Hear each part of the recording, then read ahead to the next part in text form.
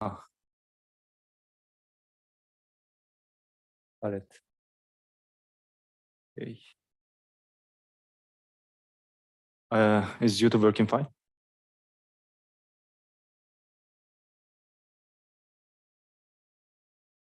Okay, good. Hello, welcome everyone to Computer Architecture Lecture 7. In this lecture, we'll cover cutting-edge research on DRAM redisturbance. I'm Atabak, the one in the middle here, the name in the middle here. I'm a PhD student in Safari, and we will hold this lecture together with Giray and Ha-Song. So I'll get started with this outline that we have for today. We will try to present 7 research papers that we recently published, starting with the infrastructure that we mainly use to do DRAM characterization in our group. That's DRAM Bender. It was published in Transactions on Computer-Aided Designs of Integrated Circuits and Systems this year. And you can find links to various resources on DRAM Bender here. And I'll get started with a quick refresher on DRAM background, assuming you forgot about it. So this is a traditional CPU, and inside the CPU we have the memory controller. The memory controller communicates with the DRAM module over what's called a DDR interface. And the module has multiple chips. In each chip we have multiple DRAM banks. And these banks share the same chip interface. Inside the bank we have many DRAM subarrays.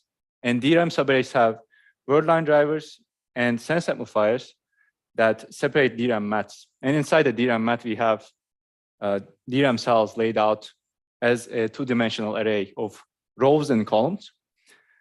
Finally, this is a simplified diagram of a DRAM cell. You can see that it's made of a capacitor and an access transistor here.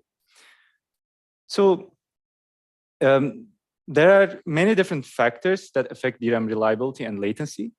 One of them is DRAM timing violation. The other one is intercell interference, manufacturing process variations, and temperature and voltage. These factors unfortunately cannot be properly modeled using simulation, or we cannot model them analytically using maths. And therefore, we need to perform experimental studies of real DRAM chips to understand how they behave with respect to these factors that can affect their reliabilities and latency. And we have what's called DRAM testing infrastructure that allows us to do experimental studies of real DRAM chips. And some of them are open source and they're FPGA based. They're publicly available, so you can start using them today in theory. I show 2 of them here that I know, SoftMC and Litex RowHammer tester. And they're relatively low cost to adopt because they only need an FPGA board and as many DRAM modules as you want to test. Now, there are limitations associated with these existing infrastructures, and that's what we're trying to deal with in our work, where we develop a new infrastructure. The first one we identify is they impose some sort of restrictions on the DDR4 interface. And these restrictions limit the experimental studies, types of studies you can perform. And they're difficult to set up because they're based on discontinued hardware or software stack. And they're difficult to use as well because sometimes you might need to develop HDL or Verilog or hardware description when you want to perform a new characterization study. Finally, they have a monolithic hardware design. That means to extend them is very difficult. It's relatively difficult. You want to extend them to new DRAM standards. You want to develop new prototypes on new FPGA boards. It's going to be difficult for you to do it using SoftMC. Now, based on these limitations, we come up with 3 main characteristics that a DRAM testing infrastructure should have. The first one is what we call flexibility. So it should be able to test any DRAM operation with any combination of timing parameters. It should be easy to use. For example, it can provide a simple programming interface using a high-level language as opposed to forcing the users to develop Verilog or hardware descriptions. It should require minimal programming effort and time to develop a new test, and it should be accessible to a wide range of users. Finally, the design should be created from the ground up, considering extensibility. So that means we need to have well-defined interfaces between hardware modules so that in the future, when we want to port it to a new standard or port it to a new FPGA board, we don't have a difficult time.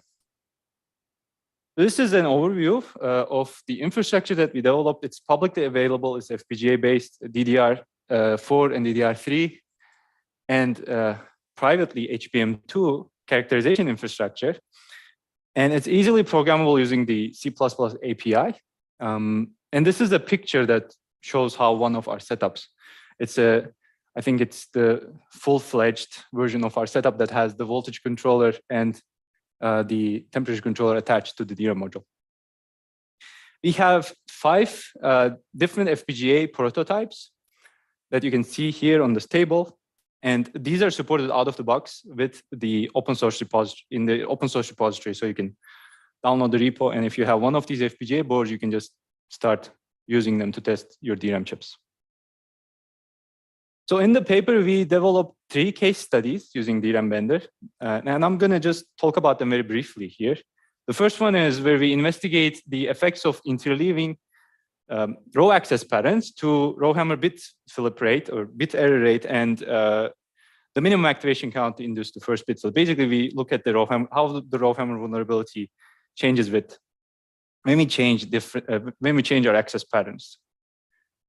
In the second case study, we use random data patterns, 512-bit random data patterns, to uncover more bits, to show that we can uncover more bit flips with these data patterns than what prior work uses because of the restrictions imposed on the DDR4 interface by older platforms. And finally, we show that DDR4 chips are capable of some bitwise operations like AND and OR.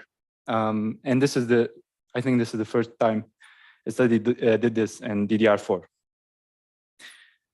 These all show that basically it's the infrastructure we developed is flexible, so you can use it for many different types of experiments. It is also easy to use because it provides a C++ API. And for example, for the first case study, this is the main block of code that we had to implement to perform a RowHammer attack. So this is one iteration of the RowHammer test we developed. And thus we conclude that it's easy to devise new experiments to uncover new insights into many different phenomena that might affect DRAM reliability and latency. We have a lot more details in our paper, including its instruction set architecture. So DRAM Bender is able to run programs that express your DRAM characterization tests. More details on the hardware and software modules that we use to develop the infrastructure, more information on prototypes, the temperature controller setup. And we keep on extending this paper that we have on archive that you see here. We can access via this QR code. Yeah, also went to the lecture, I think. It's Zoom? Yeah, okay. Yeah. So yeah, we have the paper on archive and you can access it via this link. It has more detailed information on DRAM Bender. And just to highlight some of the prior work that used DRAM Bender and its predecessor SoftMC here, it's a list of basically prior work from our group and RowPress. And the second one, the first one and the second one, we will present them today. These are other works that were enabled by DRAM Bender and its predecessor that came from, other groups, other research groups. And I'll just summarize. So this is the first publicly available DDR4 characterization infrastructure. It's flexible and easy to use, and our source code is available at this GitHub link or this QR code. And we conclude that DRAM Bender enables many studies, ideas, and the slides keep moving, and methodologies in the design of new future memory systems. Okay, yeah, thank you for listening. If you have any questions about this infrastructure, I can take them now, or I'll just give the mic to Irai.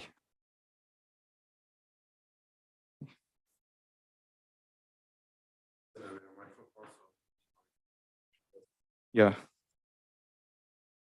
Okay, cool.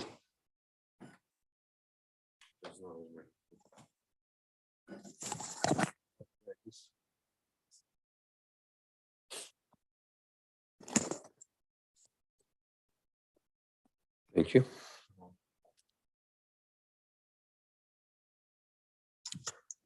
So, okay, are you guys interested in using DRAM Bender? Maybe it's not clear what you can do. So we are trying, we will try to showcase some papers that uses this DRAM Bender infrastructure and provides some important insights and contributes to the overall understanding we have in the literature. So I'll talk about this first one that is bolded here, a deeper look into RowHammer. So here we look at different sensitivities of RowHammer.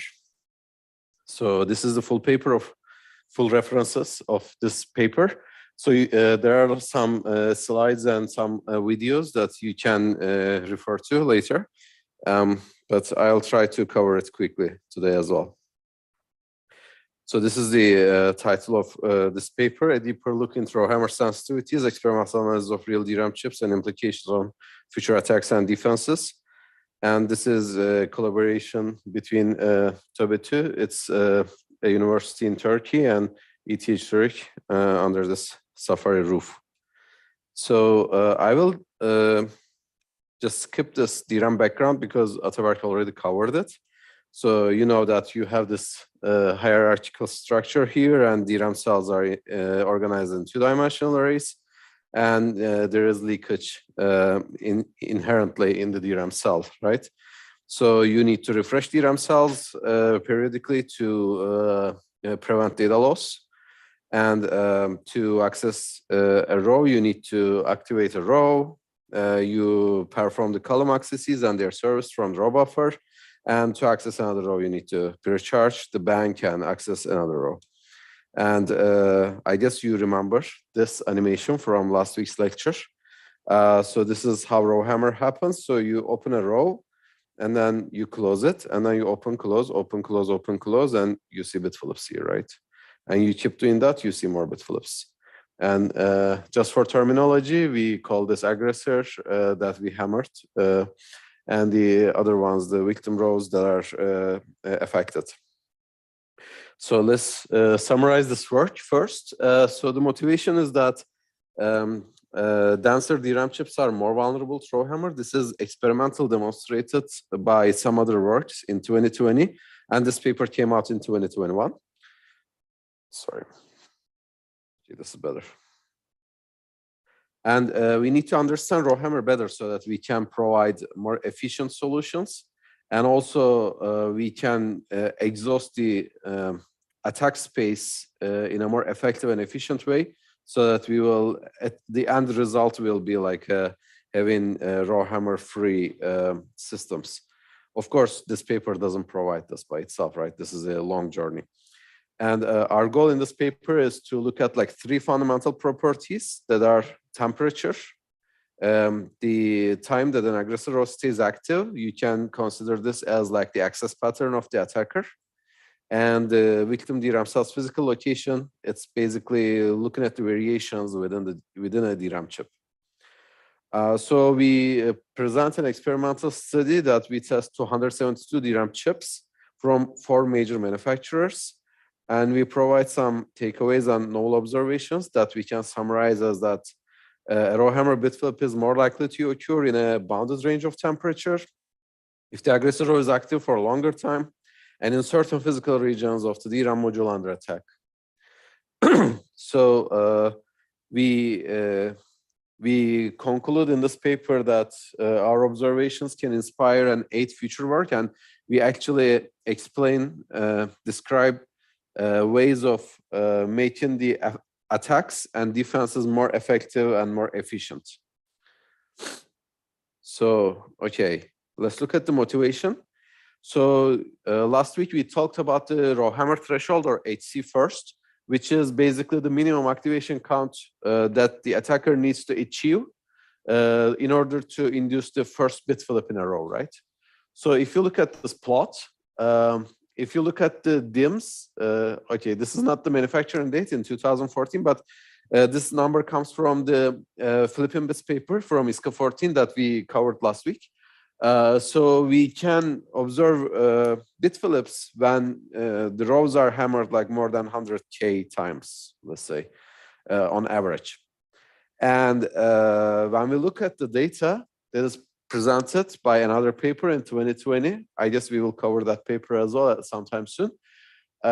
We can observe bit flips at hammer counts as low as like 5K, 4.8K. So this means that in less than a decade, you have like an order of magnitude, more than an order of magnitude reduction in this necessary hammer count. What this means is that it's much easier to perform these attacks now. And as a result, the defense mechanisms you put in your system should act more aggressively, and they become prohibitively expensive. And we need a deeper understanding to actually fully understand the RowHammer's characteristics and provide solutions to that accordingly. Because you cannot defeat your enemy without, if you don't know it, right? So the takeaway is that it's critical to gain insights into RowHammer and its fundamental properties. And as I said earlier, we care about temperature, aggressive rows active time, or in another sense, access pattern, and the spatial distribution or victim DRAM south physical location in this paper to find effective and efficient attacks and defenses. So this is our setup here. So we have actually, this is a picture of the DDR4 DRAM testing infrastructure, but we also test DDR3 DRAM chips in this work. It's not shown here. So we basically have this Alveo U200 FPGA board programmed with DRAM Bender. So it says SoftMC because DRAM Bender was not public at that time, but it's a primitive version of today's DRAM Bender. So today you can do more things basically. And there's a PCIe connection to the host machine where we communicate with the board. And also we have the DRAM module, just like clamped with 2 heaters, so that we keep the DRAM chip temperature accurately at whatever level we want.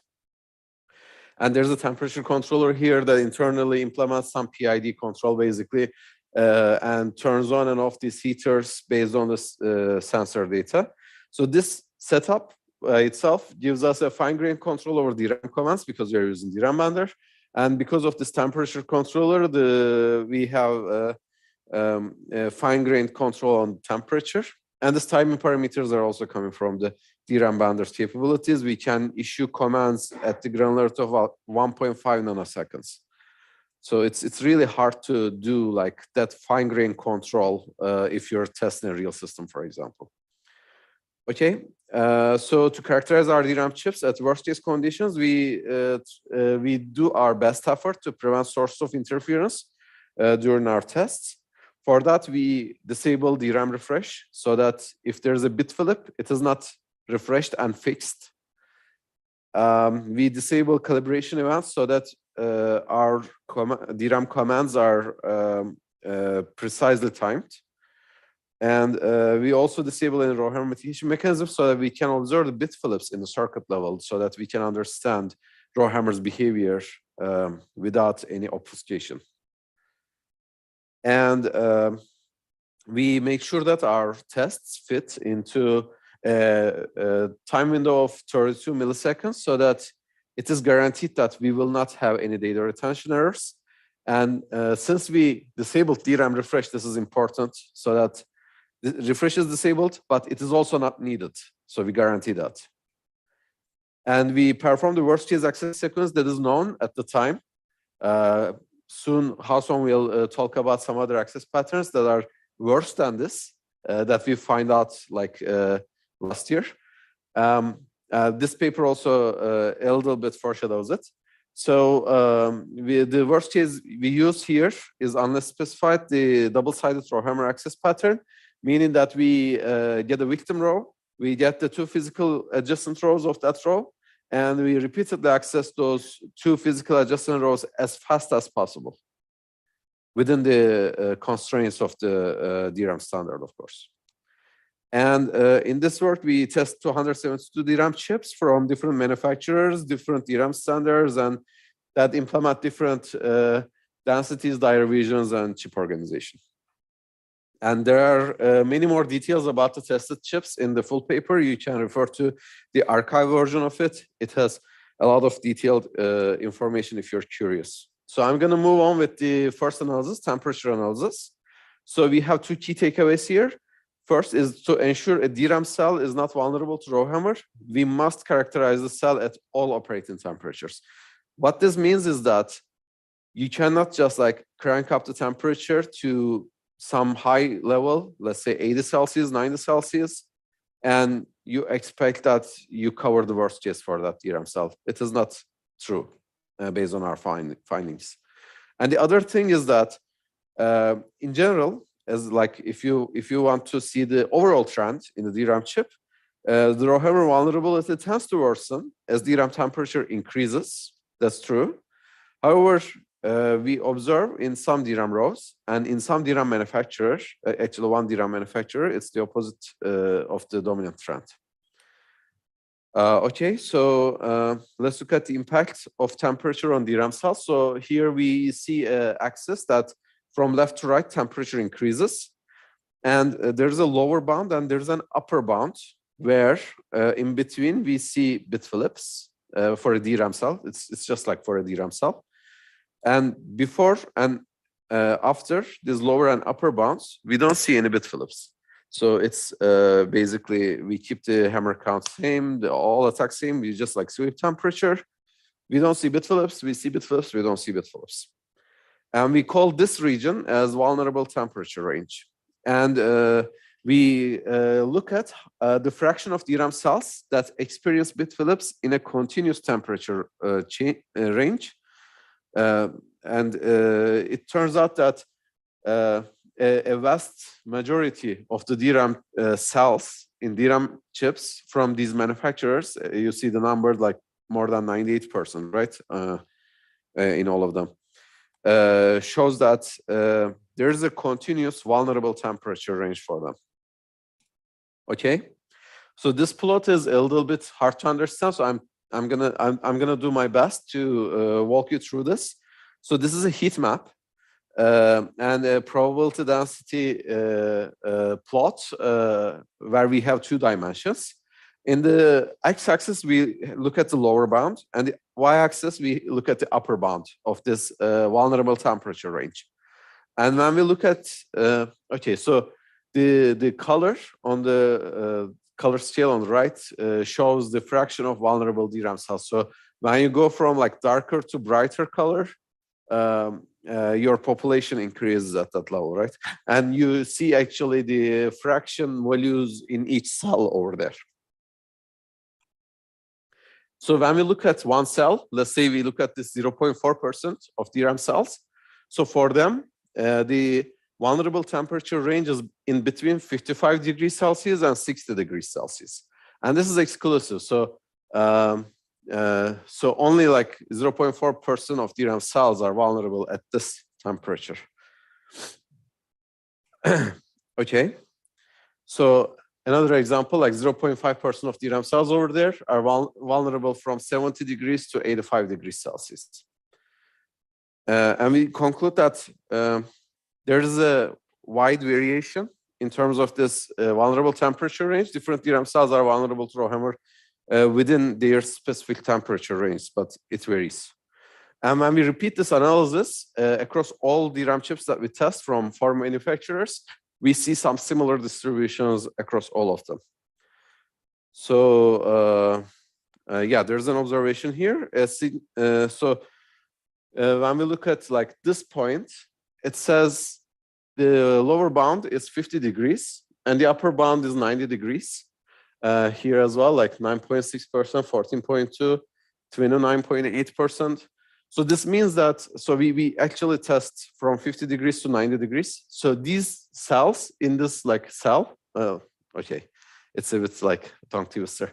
So the DRAM cells that fall into this region are vulnerable to RowHammer at all tested temperatures. So you can say that for those cells, it doesn't matter what the temperature is that much, they observe bit flips.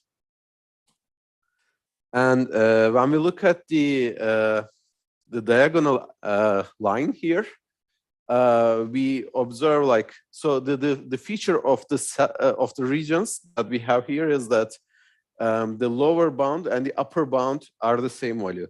So for this like 0.4, I guess I highlight something. Yes, for that 0.2% of the cells, they experience bit Phillips only at 70 degrees Celsius, but not at lower or higher temperatures. And here our step cells are like 5 degrees Celsius, right? So we don't observe any bit Phillips at 65 or 75, but we observe bit Phillips at 70.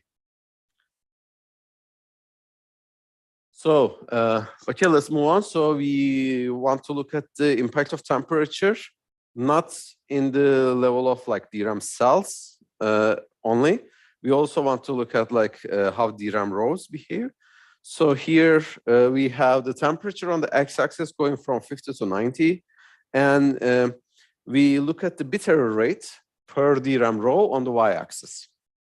And we observe that when we look at the bit error rate, there is a huge error bar. So there's a lot of variation, but there's a general trend showing that more cells experience bit Phillips as temperature increases. And we repeat this analysis across 4 manufacturers. And there's something interesting here. So for manufacturers A, C, and D, which are, they should be Micron, SK Hynix, and Nanya. When you increase temperature, the bit error rate increases. And there's a quite dominant trend over there. But for the ones from manufacturer B is Samsung in this work, we observe that the bit error rate actually decreases as you increase temperature. This is quite interesting, right? So it makes sense to heat up the chips from Samsung to achieve a more RowHammer resilient environment, let's say. So we conclude that it varies based on the DRAM manufacturer. So we have more analysis for temperature about how the minimum activation count changes. So far we only looked at the bit error rate, but in the full paper you can see the similar analysis for HC first as well. So we show that DRAM rows can show either higher or lower HC first when temperature increases, again depending on the manufacturer. And HC first tends to generally decrease as temperature change increases. So when you jump from one temperature to another temperature, if the gap is high, your HC first tends to generally decrease. And HC first change tends to be larger as temperature change increases. So the amount of change is also gets larger. Okay. So you can look at all those data and the observations, all the plots in the full paper. Let's dive into the second one. This is the one related to access patterns. So we're curious about how long an aggressor row. So we keep open and closed aggressor rows, right? So we are curious if we keep the aggressor row open longer during the hammer, during the RowHammer access pattern, or closed longer, what happens? And this is quite relevant to the next talk, which is RowPress as well. Here we have some observations here. So this is the key takeaway first. It's like as an aggressor row stays active longer within the victim DRAM cells become more vulnerable to RowHammer. And intuitively, actually, when we reduce the time that the aggressor row stays open, so the bank is precharged, the RowHammer vulnerability of victim cells decrease. So this is our baseline access pattern here. We just activate temperature. So I showed you this actually last week. So I guess it will be familiar now. So we activate and precharge the two aggressor rows as frequently as possible in this interleaved way, right? So in the first set of experiments, we increase the time that the aggressor row is active. And the second set of experiments, we increase the time where the bank is precharged, so aggressor row is closed.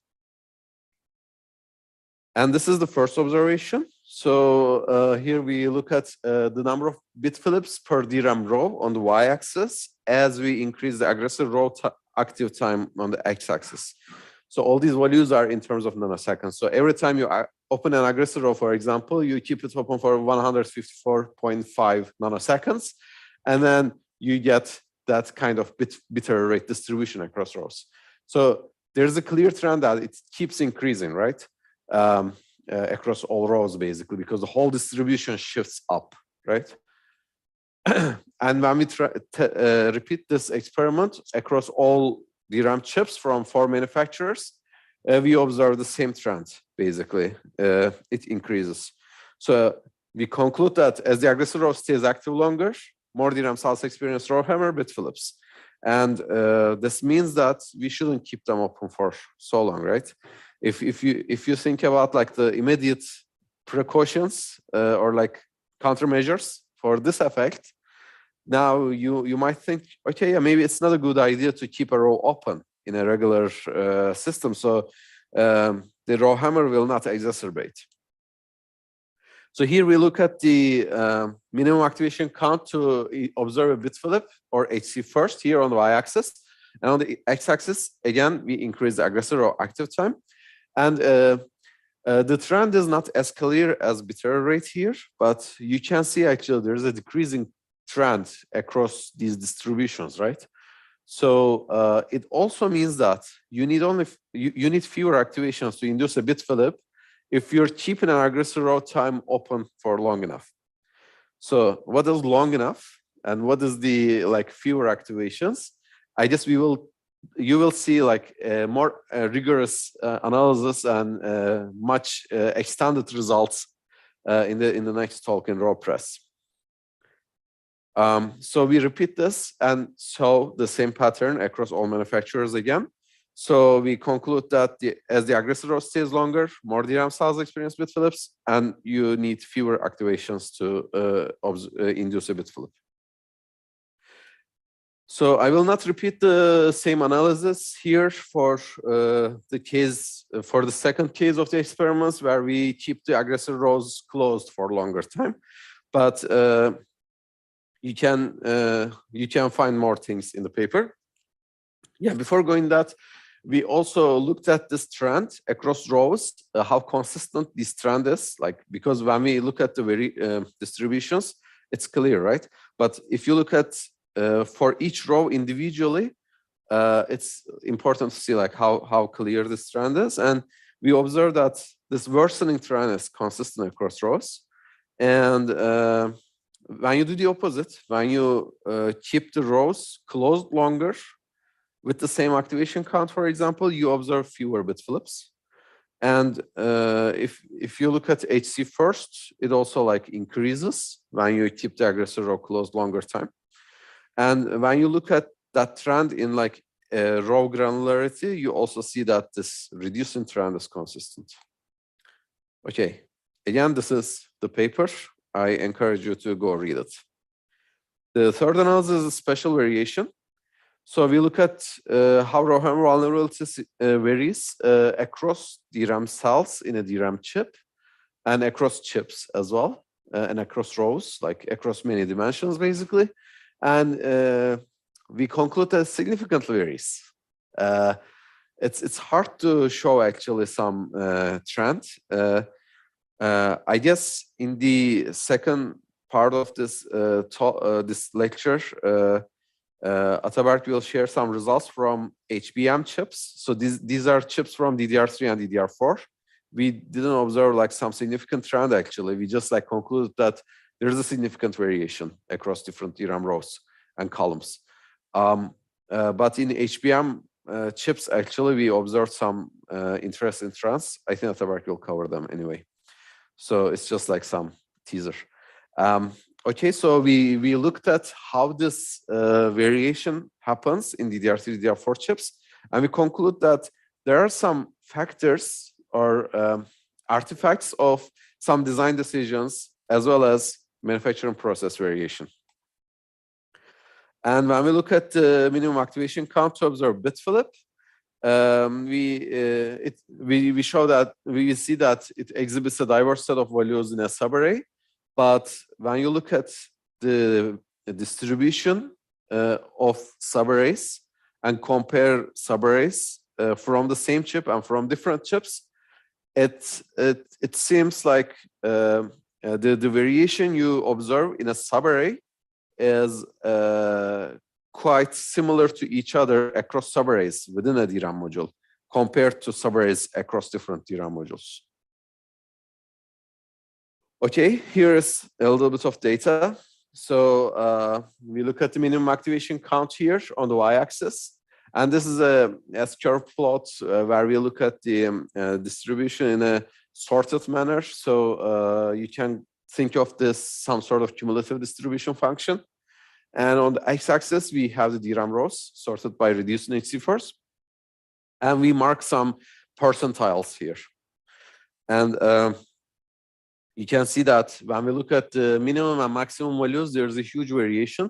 So yeah, you can have rows that with HC4s of like more than 200K and just like a few tens of Ks.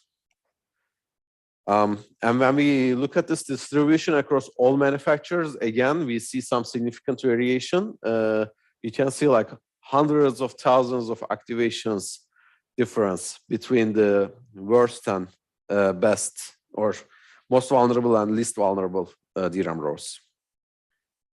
And this is a zoomed in version of the last 10 percentile. So these are the most vulnerable 10% of the DRAM rows.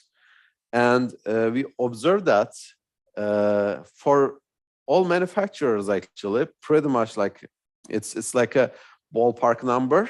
You can see that the HC1st actually doubles when you look at P90 and P100, right? So P100 HC1st is like about the half of what you observe at P90. So this means that a small fraction of DRAM rows are significantly more vulnerable to RowHammer than the vast majority of the rows, right? Okay, here's a heat map where we have, so we color it based on the number of bit flips in a column. So we observe columns here. And these numbers are collected by aggregating all the bit flips in a column across all rows. And on the x-axis, you see the column index, and on the y-axis, you see the chip ID. So different horizontal bars are coming from different chips in a module. And we observe that there are some columns that are like much brighter than others, right? So this means that there's a more bit flip accumulation in those columns. So it might make sense to treat those columns separately, right? Maybe you need to put some like less vulnerable data over there, or maybe you need to modify your error correction schemes so that to account for the larger bit flip probability in those columns. Okay, this is some other piece of data. So we have the it's for visualization purpose and for like easy understanding, we actually normalize all the values. So it doesn't really immediately mean anything what you see on x and y-axis, but I can say that on the y-axis, as we go higher, the RowHammer vulnerability worsens. And on the x-axis, as we go from left to right, we see larger variation across the DRAM chips. So why are we looking at this? It will be clear in a little bit. So if you look at the distribution here, so we see a high RowHammer vulnerability in these columns, and it is so it has very small variation across different DRAM chips. So you go check like different chips, and you always see like some columns are highly vulnerable to RowHammer. So this actually indicates a design-induced variation because this is a systematical behavior, right? So there should be something common across these DRAM chips. And also, if you look at the columns over there, around like 30.6%, so they exhibit a very high variation on the x-axis is on the right side. So there's a lot of variation across different DRAM chips for these columns bit error rates. And if you look at the y-axis, they are also like not that vulnerable to RowHammer, right?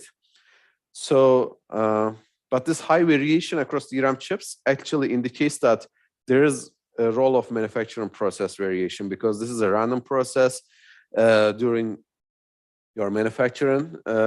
So you manufacture these chips in a wafer, right? So not every chip, like they're located in like different parts of the wafer, or they're coming from like different wafers, and it's basically impossible to have like two chips identical to each other. So there's some like random variation because of some imperfections in the manufacturing process, and this manifests itself here as a very large variation across DRAM chips for a given column.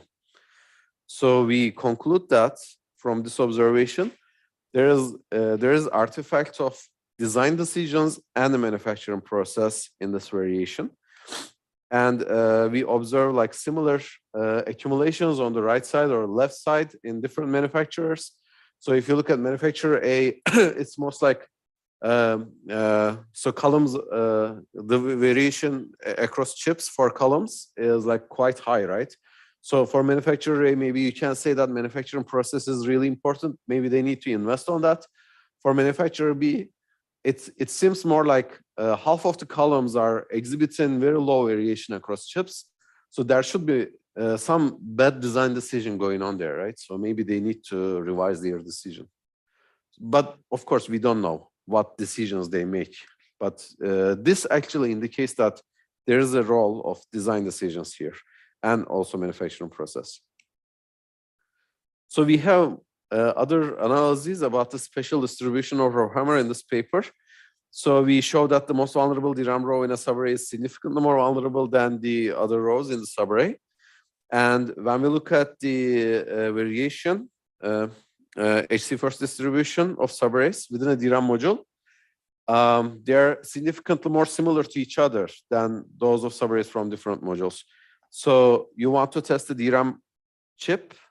This observation actually tells you that maybe it's an indicator or it's a representative to pick a few subarrays. You look at the distributions over there, and it can give you some general idea about the chip's behavior, because like the distributions across subarrays are quite similar to each other. Okay. I told you in the beginning that there were some immediate implications on attacks and defenses. So yeah, we conclude in our paper that the observations can be leveraged to craft more effective RowHammer attacks, and they can be used to make defenses more effective and efficient. Yeah, there are a few examples here, but there are more in the paper. So the first example is that an attacker can manipulate temperature to make the cells that store sensitive data more vulnerable or less vulnerable, for example. And remember that DRAM cells are vulnerable in a bounded temperature range. Yeah, you remember this. So we have a vulnerable temperature range that is continuous, and within this temperature range, we observe bit flips for a given row. And let's say that for a row, this vulnerable temperature range is between like 50 degrees and 70 degrees. And let's say you operate at 45 degrees. So if the attacker or malicious person has physical access to the machine, they can try heating it up to 55 degrees so that this row falls into its vulnerable temperature range. Now you can see bit flips. Or in a similar way, like if it's like 75 degrees Celsius, you can just like crank up the AC, reduce the temperature, cool down it to 65 degrees, which is completely normal, right? You wouldn't suspect like anything bad happening with that. And it can cause bit flips here. Am I too fast, by the way? I just realized that I didn't stop at all across like all these observations and ask you if you have questions, and you didn't interrupt me. So do you have questions about observations, or? Yeah, please go ahead. You showed that some cells Yes.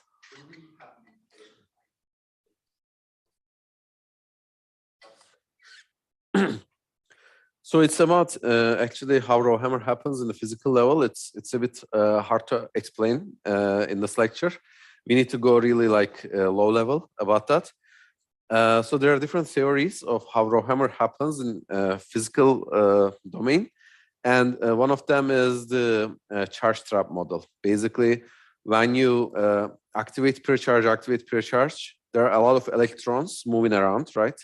So you have like two word lines, let's say, and you activate precharge this one, you put high voltage, low voltage, high voltage, low voltage, and some electrons are attracted and then released, attracted and released. And this arrow mechanism says that when you release these electrons, some of them get stuck in some traps in the victim row, and it exacerbates leakage. And as a result, you have this like RowHammer bit Phillips. So there are papers that actually run some physical level simulations of this mechanism, this trap mechanism. And this trap mechanism itself has as follows. Actually, let me see if I have a backup slide about that.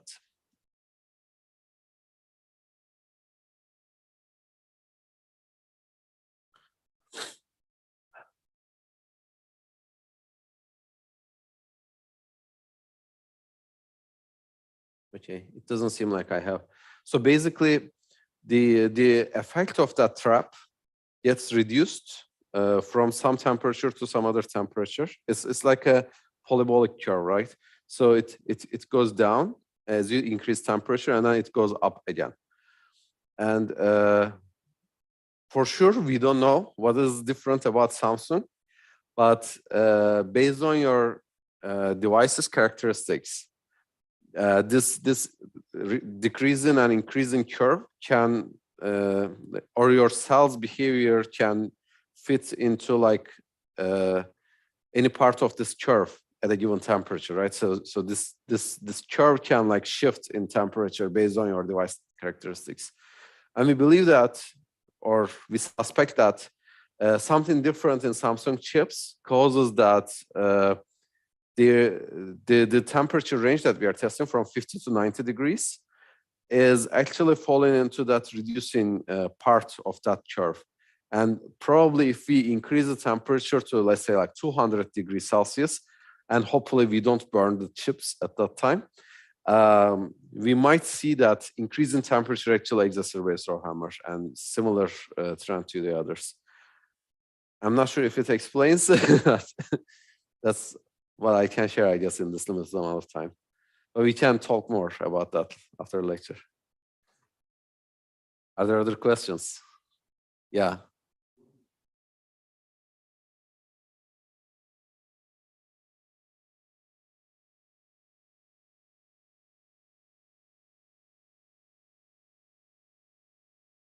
Exactly. It will come in a little bit. Yeah. Any other? Yeah.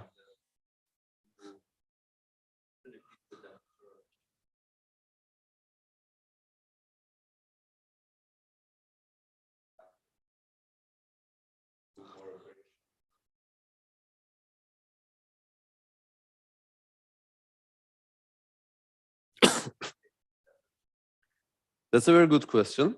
In theory, it's possible, but we need to study actually that.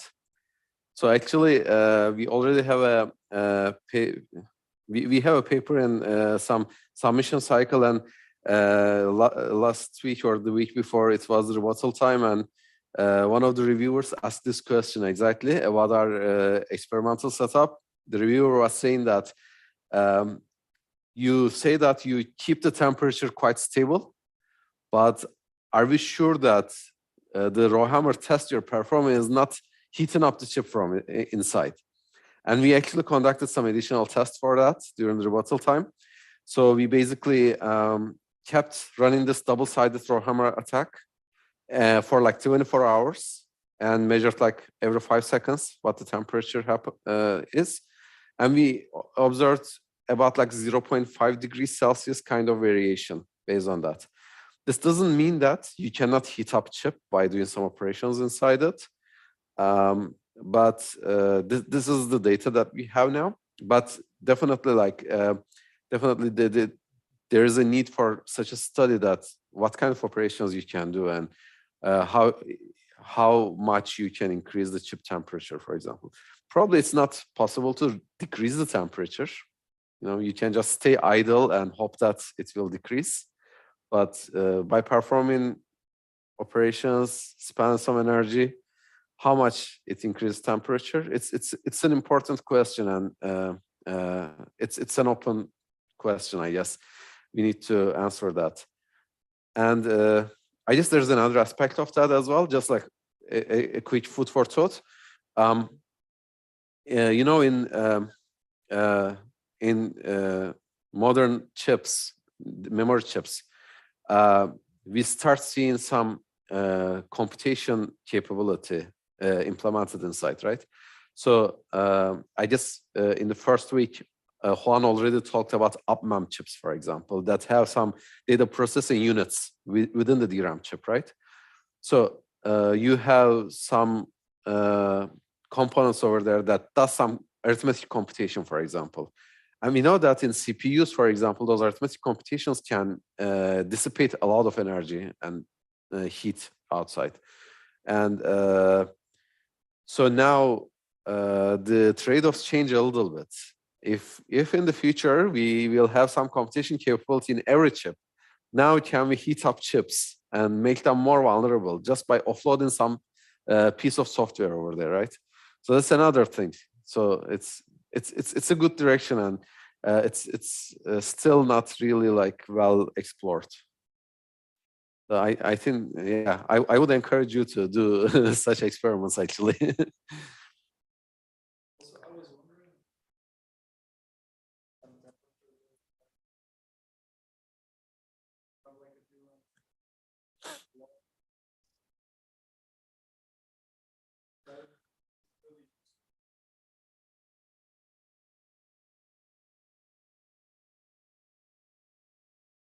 Yeah, that's a good question. So but you only, so if you're an attacker, I mean, from attacker's perspective, you need to have a few bit flips, right? That's what you need. And in one of those chips, if you can achieve those bit flips, then you can mount your attack basically. So maybe you don't need to, you know, make all of them in the vulnerable temperature range. For defense, yeah, that needs to be considered. Yeah, that's a weakness of that kind of defense. Yeah, good point. Okay. I guess there are no more questions. So another example for improving attacks is that, so this is about using RowHammer not as the main attack, but as a side channel to better time your other attacks. So let's say you want to attack a data center, and you can perform RowHammer. You can observe like if there's bit flips or not. And in particular row, maybe you know like, okay, this row like experience bit flips above 70 degrees Celsius, right? And you can see like based on our analysis, 76.6% of the cells are in this range. And if you keep monitoring these cells and to see if they experience any bit flips, you can actually identify some abnormal increase in the data center. Maybe it means that, you know, there's a lot of workload over there, and you can start your denial of service attack, for example. Or if you want to, for some reason, let's say you're so excited about precisely measuring the temperature, and you know that some cell in our analysis, like 0.4% of cells experience bit flips at exactly like 70 degrees Celsius. So by observing those, you can measure the temperature as well. So this is just like some side channel to aid other attacks. And another improvement, you can bypass defenses with aggressive row active time. How you do that? Instead of hammering as many times as possible, you just like make your rows stay active a bit longer, and you can reduce HC first by 36% based on the results we have. And if your RowHammer defense mechanism implemented in that system does not account for this effect, which was not known until 2021, you can bypass those defenses. And I can confidently say that this 36% is a funny number, a ridiculous number compared to what we observed this year, actually, that Hassan will talk about it in a little bit. Okay, some defense improvements. So we observed that 10% of the rows have an HC first value, but the rest of 90% have HC first values more than the double of this number. And we can just like treat them separately. And for this 90% of the rows, we can reduce the area consumption of the state-of-the-art RowHammer defense mechanisms of that time, for example, 33% for BlockHammer and 80% for Graphene. And the second example is, this is the thing that you mentioned. So we have this vulnerable temperature range, and we can keep, we already have temperature sensors in the system. And we know that, okay, for this row, for this one, probably you can also do it like across all chips. You can have some statistics saying that at a given temperature, I will likely observe some bit flips for this particular row, and some other temperature range, I will observe bit flips for some other row. So you can basically disable these rows based on the temperature range. So if you want to be inclusive about chips, for example, probably this range will be a bit larger if you have some variation. And yeah, you can disable different rows at different temperature range. This costs you some DRAM capacity, but at the same time, it gives you some more resilience, basically. Does this relate to what you were explaining earlier? Or?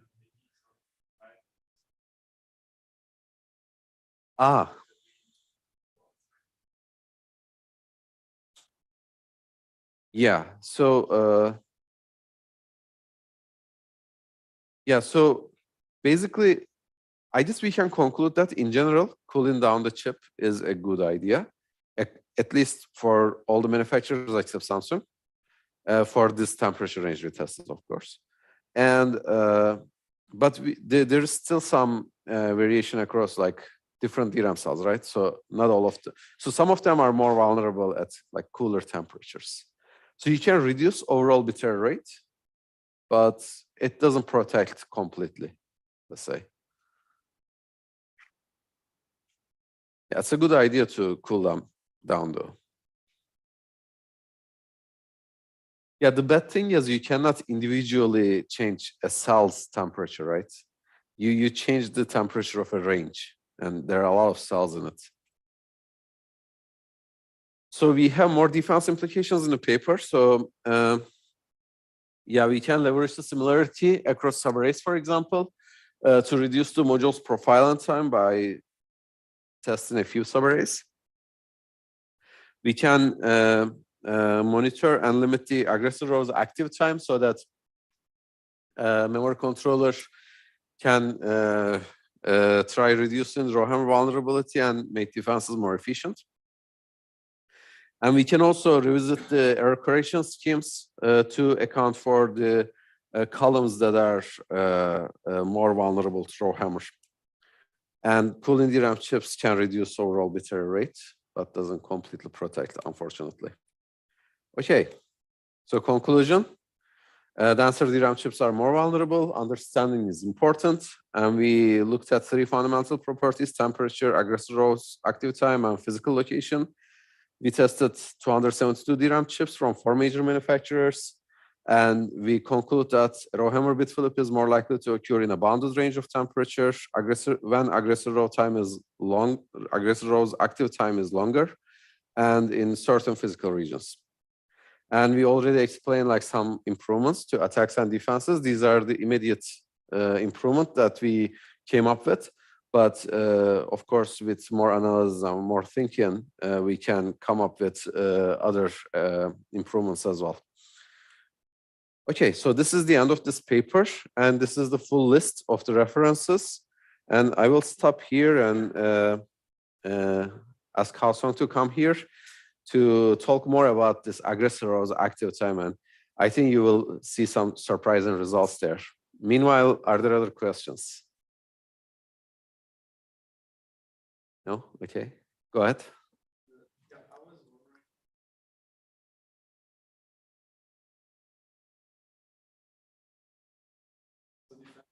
Yeah.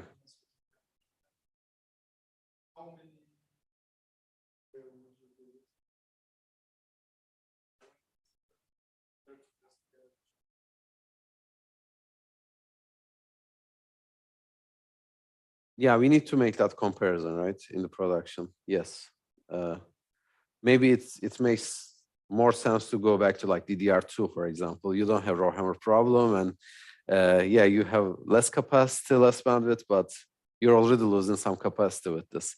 I think by itself, it's not really a good way of doing things, like just to retire row and hope that it will solve problem. But maybe like it can be combined with some other mechanism. You can still have like RowHammer defense mechanisms. You don't like completely retire the row, for example. You put some error resilient data, for example, over there. You can, I mean, you can use those cells for like approximate computing, for example. Some bit flips can be tolerable, for example. Yeah, you can consider like things like that as well. So yeah, what I put there is a quite naive method. I agree with that. Okay. Haosong?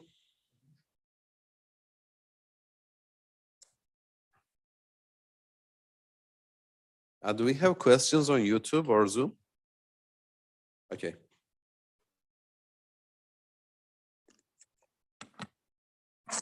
After RowPress, we can do a break, or maybe we can cover HPM. Okay. How do I write this? Like this. Oh, okay. Yeah, thanks.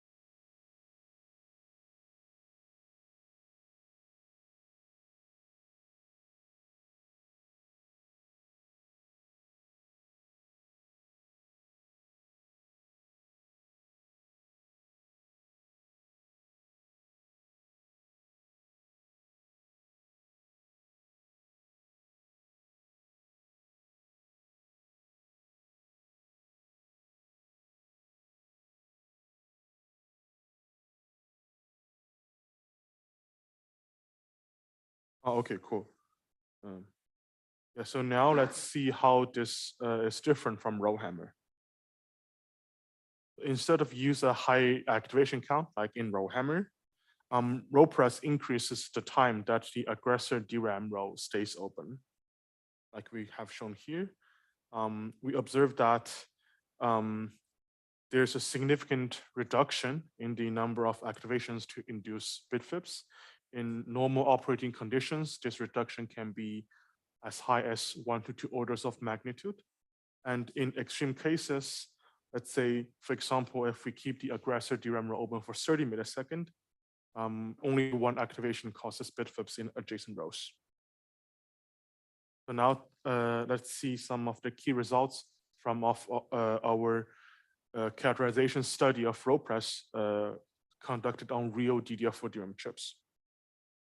So the two most important major takeaways from our studies are: first, RowPress significantly amplifies DRAM vulnerability to redisturbance, and second, it has a different underlying failure mechanism compared to RowHammer. Now let's first take a look at our characterization methodology. So we use an FPGA-based DDR4 testing infrastructure. It's continued development from SoftMC and DRAM Bender.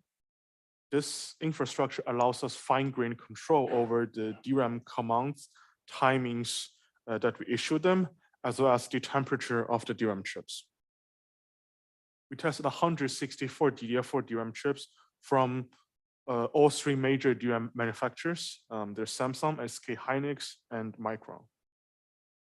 We tried our best to cover different die densities and die revisions from each manufacturer so that we have a good variety of DRAM chips, and hopefully we can have a good coverage to show the characteristics of RowPress as something common to the DRAM technology itself, rather than like some peculiar design of a single generation of chips. First, the key metric we're looking at here is called AC min, or it's the minimum number of total aggressor row activations needed to cause at least one bit flip. We first look at a single-sided RowPress pattern. In other words, we just involve a single aggressor row. So we sweep the time that this aggressor row is kept open from 36 nanosecond, which is basically TRS. It's the minimum amount of time that the row can stay open without violating the JLAC standard, up to 30 millisecond. And also notice that in the normal temperature range, and also for DDR4 chips, 30 millisecond is still within the, let's say, the refresh window. So if you recall in DDR4, DRAM must be refreshed. So every row must be refreshed every 64 millisecond. So by doing this, like, yeah, our tests can be kept strictly smaller than the refresh window, so we make sure we don't observe retention failures in the victim rows. So here's a timeline of our access pattern. As you can see, we only involve one single, I can use the pointer, right? So, oops. So as you can see, we only involve one single aggressor row, R0. We first activate R0, wait for T ag on amount of time, which we sweep from TRS to very large values. Then we close the row, wait for the nominal TRP value. We activate it again. Then we keep waiting for a longer period of time, and this pattern just repeats and keep going. Yeah, and we will finish the test until we find bit flips in the adjacent victim rows. Of course, we keep the total experiment time within the refresh window, so we don't observe any retention failures. We use a fixed data pattern. It's the checkerboard data pattern. So we have 0xAA in the aggressor cells and 0x55 in the victim cells. And we keep the temperature of the DRAM chips stable at 50 degrees Celsius. So we just use a bisection based algorithm to search for what is the minimum number of aggressor row activations in total to cause at least a bit flip. Yeah, we make sure we don't observe any retention failures in the victims by capping our experiment time for each search. And we repeat every AC mean search 5 times, and we finally report the minimum AC mean values across these 5 iterations. And we sample 3K rows in each DRAM chip. It's the first 1K, the 1K in the middle, and the last 1K in a bank. So we hope this can cover enough subarrays in the DRAM chip. And yeah, we have more sensitivity studies in the paper. So now let's take a look at some of the key characteristics of the RowPress vulnerability. So as a recap, these are the 2 most important major takeaways. So it significantly amplifies DRAM's vulnerability to read disturbance, and as we will see later, it has a different underlying mechanism compared to RowHammer. So RowPress amplifies read disturbance because it reduces the minimum number of activations needed to cause a bit flip or AC mean by 1 to 2 orders of magnitude in legal operating conditions. In extreme cases, activating a row only once can also induce bit flip, and it gets worse as temperature increases. RowPress is different from RowHammer because it affects a different set of cells compared to RowHammer in retention failures, and it behaves differently as we change the access pattern and the temperature compared to RowHammer. But first, let's look at how RowPress amplifies read disturbance. So here we plot AC min on the, we plot AC min in this figure. On the y-axis, we have AC mean in log scale. And on the x-axis, we have the aggressor on time, also in log scale. So the more to the right, we have a longer row open time, and more downwards along the y-axis, we have basically increased vulnerability because you need much less activations to induce a bit flip. So yeah, the error bound across this trend line represents the minimum and maximum AC mean value we observe for this specific derivation across all the rows we test. So as a recap, when aggressive on time is 36 nanoseconds, it's the minimum allowed row open time. Our access pattern is identical to RowHammer, because in other words, in this case, you're just activating the row as frequently as possible. And as we increase aggressor on time, we are keeping the row open longer and longer, so it's activated less frequently. So then we see RowPress. We also highlight 2 important aggressor on time values, 7.8 microsecond and 70.2 microsecond on the x-axis.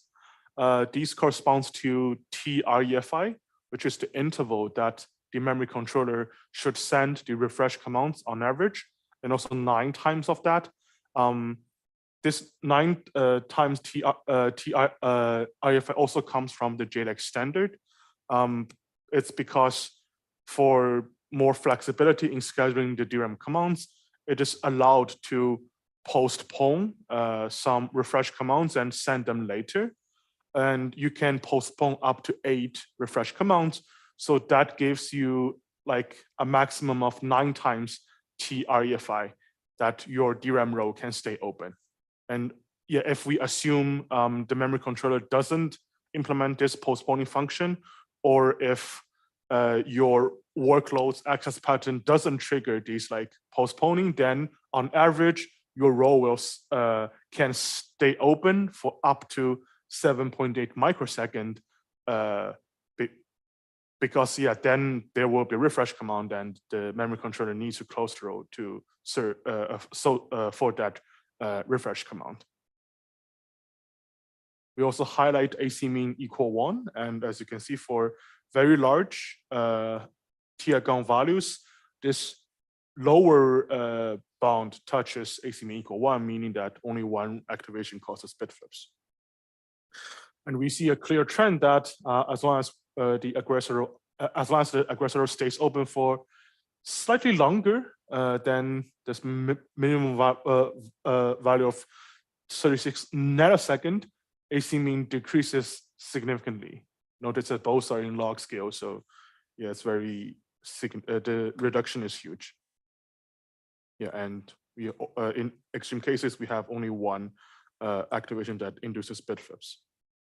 Here we aggregate the results from all the die densities and revisions we test from Samsung.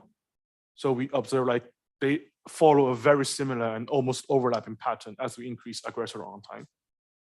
Here we have the results for all the dies we test across all three major manufacturers, and all of them follow this very homogeneous pattern.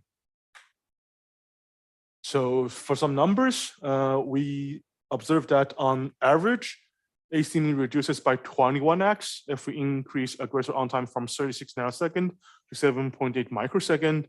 And this reduction increases to 191x if aggressor runtime increases from 36 nanosecond to 70.2 microsecond. So we conclude RowPress significantly reduces the minimum activation count to induce a bit flip as we increase aggressor runtime. Now let's take a look at the behavior of RowPress at a higher temperature. So here we conduct the same test, but we set the temperature of the DRAM chips to 80 degrees Celsius. And in the plot, each data point represents the AC mean value at 80 degrees Celsius, normalized to that at 50 degrees Celsius. This means if it falls below 1, which is like this dashed red line, then it means we need fewer activations to cause bit flips at 80 degrees Celsius compared to 50 degrees Celsius. We also see a very clear trend that as we increase aggressor runtime for almost all the derivations from all three major manufacturers, you need much less activations to induce bit flips at 80 degrees Celsius compared to 50 degrees Celsius. And if we average everything together, it's about 50% less. And we also have more results in the extended version of our paper. We tested this also at 65 degrees Celsius. We observed the same trend. So yeah, we can conclude RowPress gets worse as we increase temperature. Now let's see how RowPress is different from RowHammer. So first we look at the cells vulnerable to RowPress versus those vulnerable to RowHammer. We define the cells vulnerable to RowPress or RowHammer as those that experience bit flips with the minimum activation count.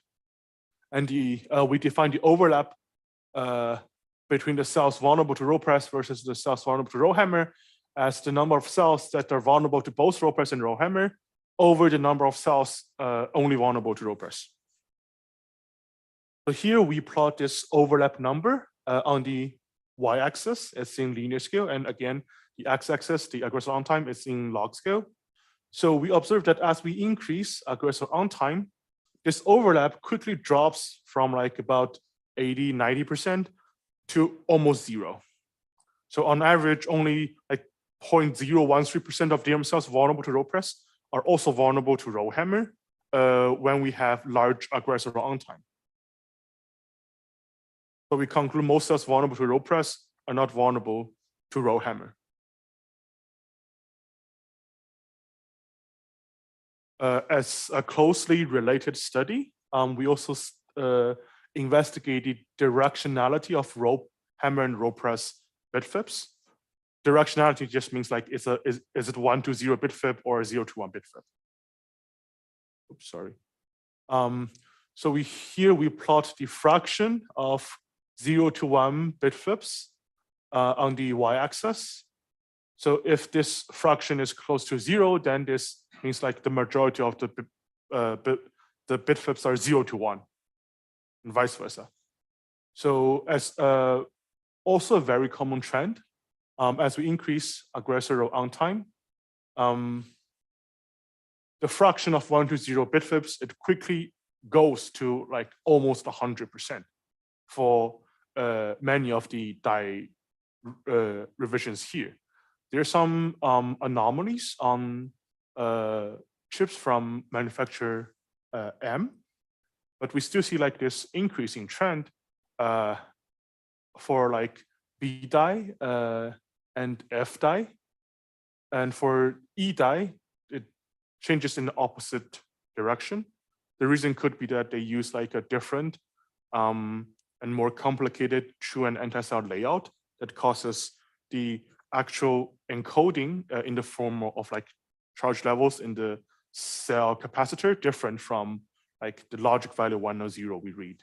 So yeah, these 1 or 0s are all logic values that we read from the host. So we conclude that the majority of the RowHammer bitflips are 0 to 1, but the majority of the RowPress bitflips are 1 to 0. So they have opposite directions. Now let's take a look at the access pattern. So in RowHammer, we know that the double-sided access pattern, let's say we sandwich a victim row in between two aggressor rows. For this double-sided pattern, in RowHammer, you need much less total aggressor activations compared to a single-sided pattern to induce bitflips. So we do similar things in RowPress. Oops, was there something? Oh. Okay, so we plot the difference between the single-sided RowPress AC min and the double-sided RowPress AC min on the y-axis. So if a data point falls below 0, which is like this highlighted red line, this means that we need fewer activations to cause bitflips with a single-sided RowPress pattern compared to a double-sided RowPress pattern. And in the first row of plots here, we do this experiment at 50 degrees Celsius, and in the second row, we do it at 80 degrees Celsius. So we observe as a general trend, once aggressor on time increases beyond a certain level, you certainly need much less activations to induce bitflips with a single-sided RowPress pattern compared to a double-sided RowPress pattern. This is like very different, and I would call it like an opposite to what we have known about RowHammer. So yeah, we conclude that RowPress is also different from RowHammer, where double-sided is more effective for RowHammer, but here for RowPress single-sided is more effective. Yeah, we also, you have seen this figure before, that we normalized the AC min at 80 degrees Celsius to that of 50 degrees Celsius. So a data point below 1 means at 80 degrees Celsius, you need fewer activations to cause bitflips. But notice when aggressor on time is relatively small, which in other words, we are mostly in the RowHammer behaviors, this is like very close to 1. It doesn't change a lot. And here for Samsung at higher temperature, the RowHammer, like the number of activations needed to induce RowHammer even increases a bit, which is consistent from our deeper look studies.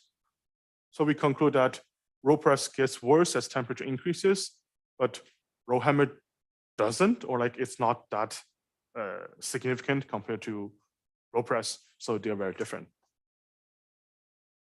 Now let's see the real system demonstration of RowPress. So the platform we use is a recent Intel processor.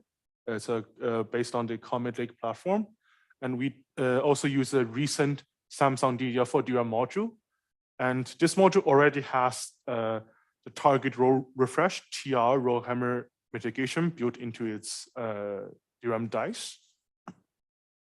So the key idea of this demonstration is that, so we have a proof of concept program that it can keep a DRAM open for a longer period of time by keeping on accessing different cache blocks belongs to the same DRAM row. So here's a reproduction of the key part of our program. So our access pattern will, so like this aggressor 1, aggressor 2 array, they store pointers to different cache blocks in the same DRAM row, which we obtain through reverse engineering of the DRAM internal address mappings. So it will access num reads this many cache blocks in the same row. So if we increase num reads, then it will read more cache blocks in a row. And because many of the memory controllers, they are trying to be adaptive and intelligent, they are able to know that, okay, your access pattern is trying to induce row hits because you access the same cache blocks in the same row, so your row hits. So they will try to open the keep the DRAM row open for longer period of time. So yeah, we keep doing this, and eventually we will see. So on 1500 arbitrarily chosen victim rows, we plot the total number of bit flips we observe from the victim row on the left plot, and the total number of rows that contain the bit flips on the right plot. And we have the basically the num reads parameter on the x-axis. So the larger this number is, the longer the DRAM row should be open. So we observe that as we increase this number, we suddenly see many bit flips in many rows. And also notice that for num reads equal 1, which the access pattern would be we only access one cache block in a row, then we will close the row and access the other one. This is the same as the conventional RowHammer pattern. We have 0 bit flips in 0 rows. While compared to RowPress, we have like up to 83 bit flips in 79 rows. That's, I would call, a pretty big increase. So we conclude that leveraging RowPress, our user level program induces bit flips when RowHammer cannot, even in the presence of an existing on-die RowHammer mitigation technique. So now I will briefly talk about how to mitigate RowPress. So we propose a methodology to adapt existing RowHammer mitigations to also mitigate RowPress. The key idea is simple. So you should configure your memory controller so that you have a maximum time that your DRAM row can stay open. We call it TMRO, maximum row open time. Then you should configure your existing RowHammer mitigation to account for the reduction in AC min induced by RowPress. Obviously, there's a trade-off here. If you set TMRO, the maximum row open time, to a very small value, then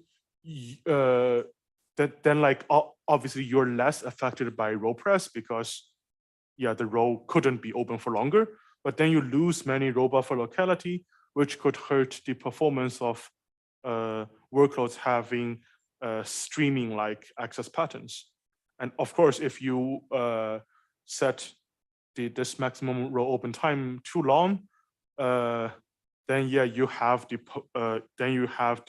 performance benefits for streaming workloads, but then you have to configure your RowHammer mitigation more aggressively because the attacker could keep the row open for much longer period of time, which results in much fewer activations to cause bit flips.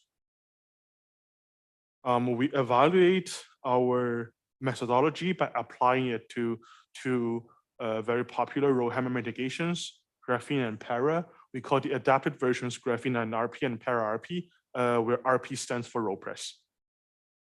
We use Ramulator, it's a cycle-accurate DRAM simulator, and we modify the row policy so that we will force closing a row if it has been open for a certain amount of time. We evaluate 58 full-core multi-program workloads from SPEC, TPCH, and YCSB. And we look at the metric of additional performance overhead of these adapted RowHammer mitigations over their original versions. And this is measured by weighted speedup. Our key evaluation results show that this adapted mitigations, this adapted RowHammer mitigations can also mitigate RowPress at relatively low additional performance overhead. And now let me conclude my talk. So in this work, we demonstrate and analyze RowPress, a widespread redistributed phenomenon that causes bit flips in real DRAM chips. We characterize RowPress on 164 real DDR4 DRAM chips from Austrian major DRAM manufacturers. And we find that RowPress greatly amplifies redisturbance by reducing the minimum activation count to induce bit flips by 1 to 2 orders of magnitude in legal operating conditions. And it has a different mechanism compared to RowHammer and retention failures.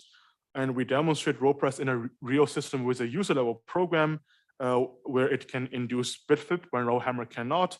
And finally, we provide effective solutions to RowPress with low additional performance overhead.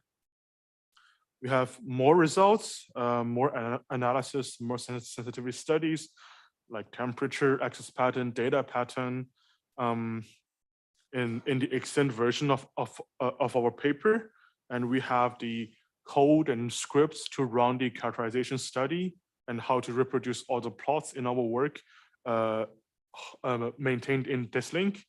And yes, thank you for your attention, and I'm happy to take any questions. Yeah, please.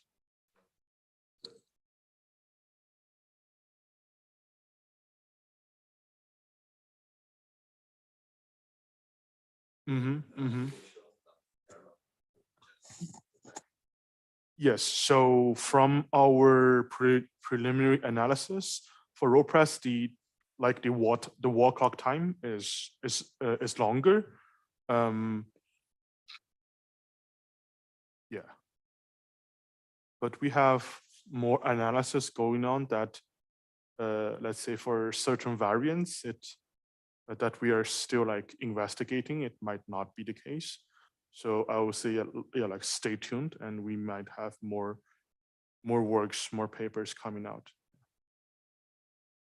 Yeah, that's a very good question, because like a time to bit flip, let's call that metric, can be important to, let's say, attackers.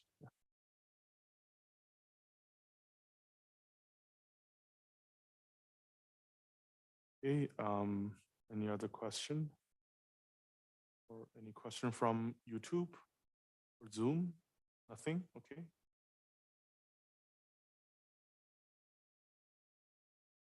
Yeah, then I guess, yeah, thank you very much. And yeah,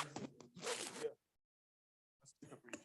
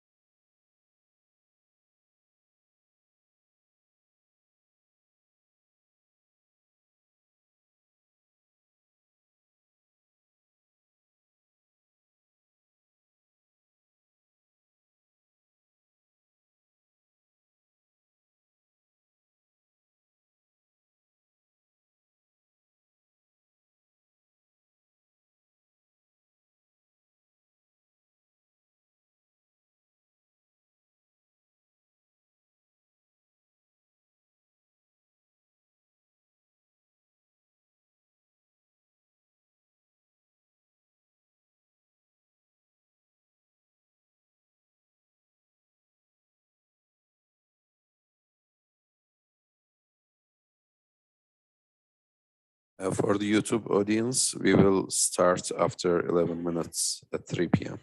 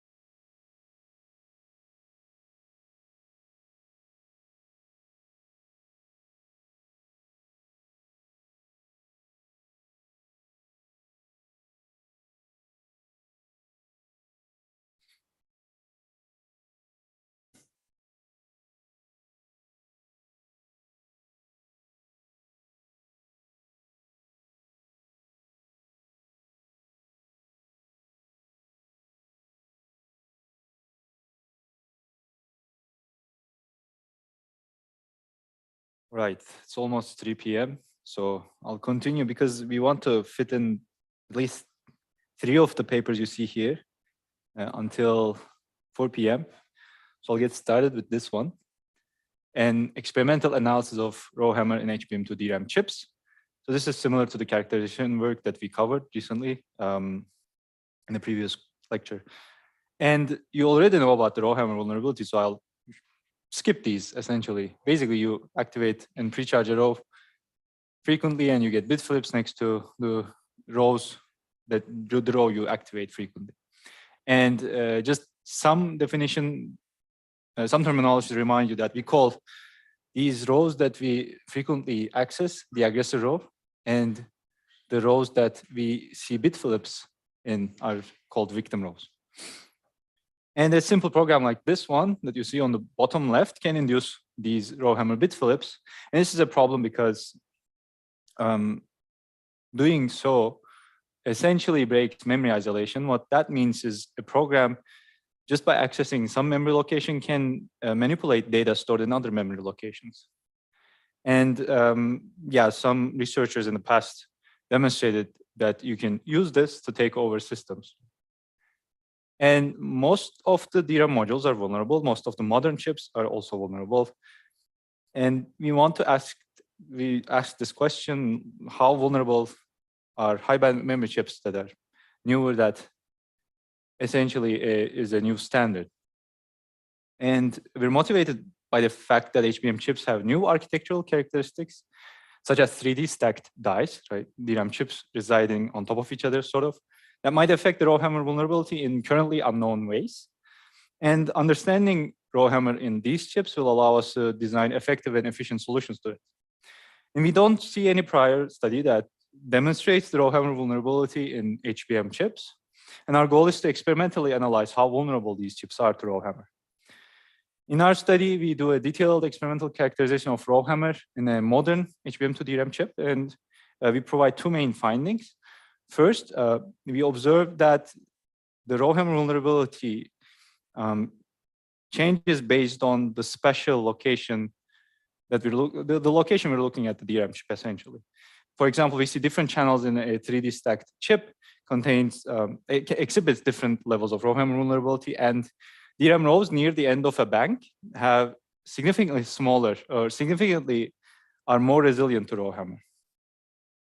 And the second finding is that we identify an on-DRAM die RowHammer mitigation in the HBM2 DRAM chip we test that's not disclosed in the standard. So this mitigation looks like what prior work that investigated these mitigations on DDR4 chips found in DDR4 chips. And this is the outline of my talk. So I'll continue with a brief background on HBM organization. So this is a typical HBM DRAM system. It consists of multiple HBM chips and a compute chip. In this case, it's an FPGA. And all of these are integrated into a single package. This is a different view of the same chip. So we have the FPGA and the HBM DRAM chip that are connected to each other over a silicon interposer through a HBM interface, specifically the memory controller on the FPGA and the buffer die, or the die at the lowest level in the HBM DRAM chip, communicates with each other. And we have multiple DRAM dies that are stacked on top of each other in the HBM DRAM chip. These dies can have multiple channels, and channels are connected to the buffer die through TSVs or through silicon vias. Now let's look at what's inside the channel, but that's already something you know. With the exception of pseudo channels, it's another grouping that resides in a level higher than the banks, specifically for HBM2 chips. And inside the subarray, we have rows, and rows have cells. And you already know how RowHammer phenomenon works, so I'm going to skip these slides in order to fit into the time we have. Yep. And reiterate our problem and goal. So no prior study demonstrates the RowHammer vulnerability in high bandwidth chips, high bandwidth memory chips. And our goal is to experimentally analyze RowHammer in these chips. And now I'll describe our testing methodology. We use the DRAM vendor infrastructure, a different version of it, and we adopt it to work with HBM2 DRAM chips. And our infrastructure looks like this. So we have the XUPVVH FPGA board with an HBM2 chip inside it. And we use the Arduino temperature controller, number 4, to control the heating pad that you see here on top of the heatsink, and the cooling fan that we have here to keep the temperature stable, the temperature of our testing setup stable. And this setup gives us fine-grained control over DRAM commands such that we can issue any sequence of DRAM commands with timing parameter with as low as a 1.66 nanosecond latency between them. And we carefully reuse the rigorous RowHammer characterization methodology that prior works presented to basically to avoid sources of interference that might affect the results that we observe. And we use the worst case double-sided RowHammer access pattern and record the bit flips in the victim row. So this is our HBM2 chips organization. It has 8 channels, 2 pseudo channels in each channel, 16 banks in each pseudo channel, and around 16,000 rows in each bank. And we test all channels, pseudo channels, and banks. But we have to sample the first, middle, and last 3,000 rows in a bank to keep the experiment time reasonable. So that means we're testing only 9,000 rows out of the 16,000 in a bank. And we keep the chip's temperature at 85 degrees Celsius. So we have 2 metrics. We measure 2 metrics. The bit error rate is the fraction of DRAM cells that experience a RowHammer bit flip in a DRAM row after 512,000 activations. And if this metric is higher, it means that the RowHammer vulnerability of that row is worse.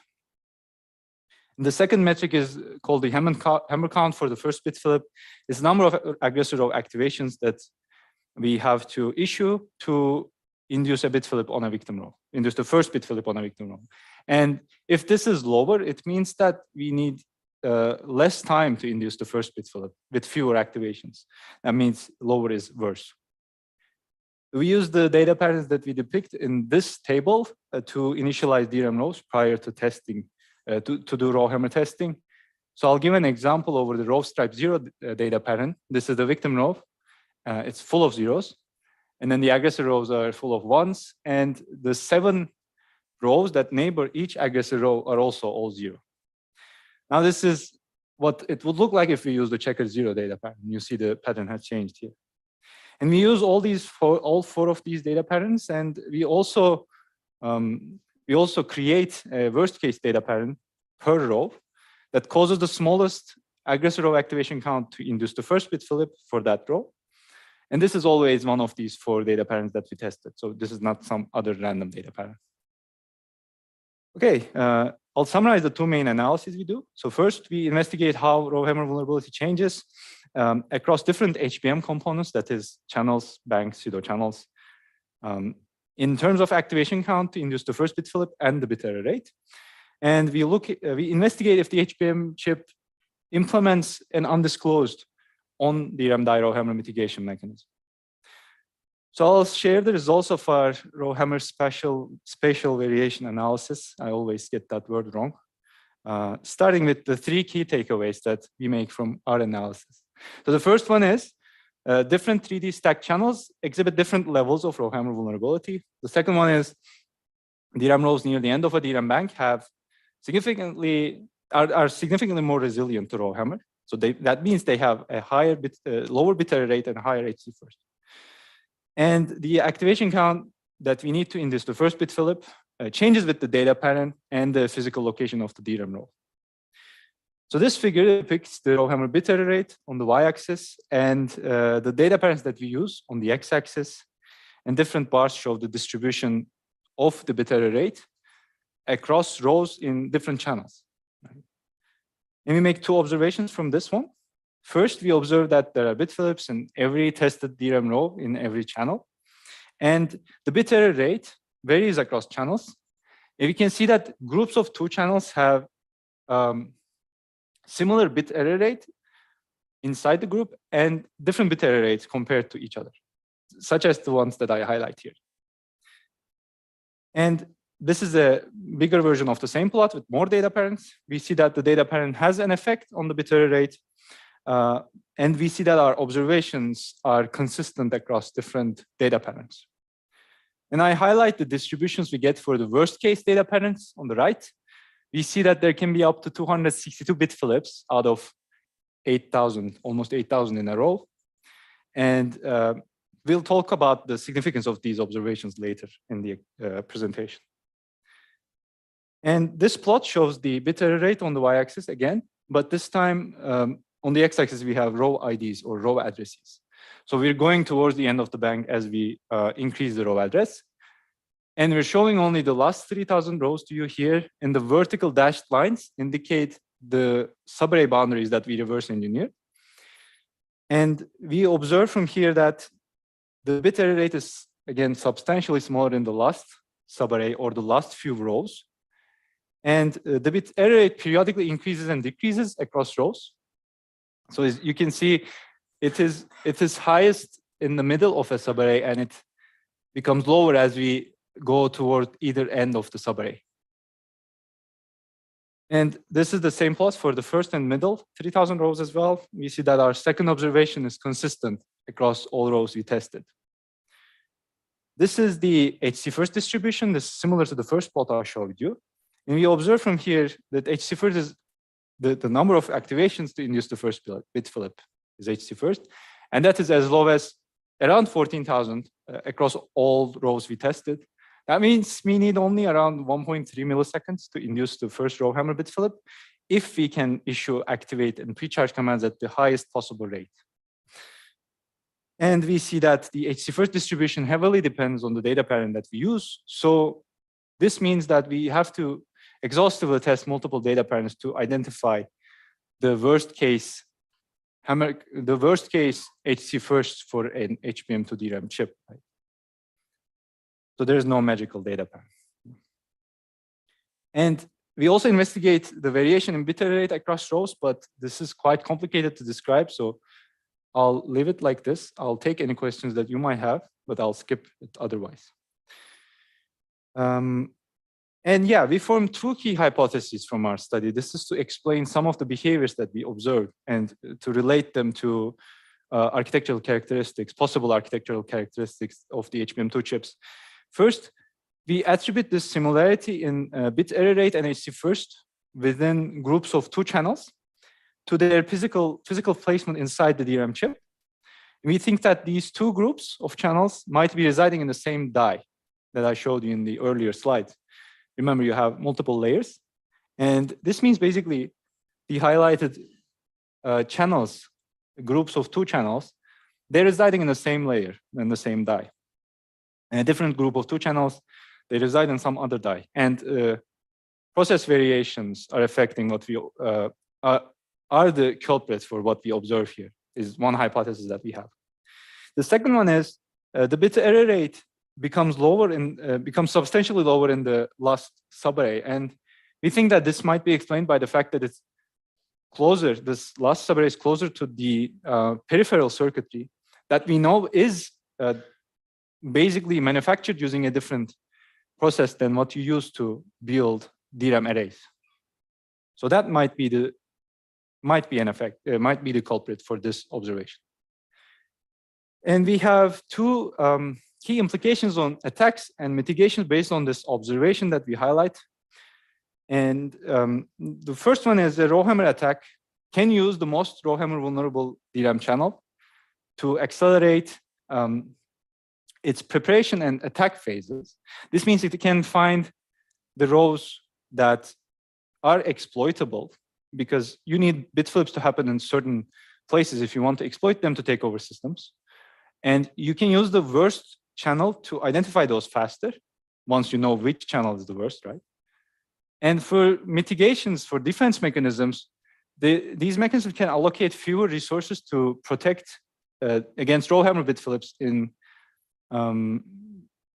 less vulnerable channels, and it can allocate more of the resources for the more vulnerable channels. These resources can be hardware counters or something that would produce some performance overhead. Okay, I'll quickly describe our second analysis. Basically, we are looking at if there is an undisclosed on-DRAM RowHammer mitigation mechanism. And we find that there is one. And this resembles one of the mechanisms that prior were found in DDR4 chips. So I'll explain these things quickly. The HBM2 standard defines a target row refresh mode. And according to this mode, the memory controller and the chip cooperates to prevent RowHammer bit flips. So the memory controller keeps track of some row activations, and it sends a specialized sequence of DRAM commands when it identifies that a row might be an aggressor. This is well documented in the standard. But we know that DDR4 chips implement on-DRAM die defense mechanisms that are not described in the standards. So does a similar hidden mitigation mechanism exist in HBM2 chips? The answer is yes, but we use the methodology that's described in this paper to uncover that. The key idea of this methodology is to use retention failures as a side channel to understand when a DRAM row is refreshed by a mitigation mechanism. And you can find the source code here. We reuse the source code here to perform this analysis for HBM2 chips. And I'll try to give the key idea of the whole analysis here, right? We find a DRAM row R with a retention time of T. That means the row will have retention failures after T units of time passes.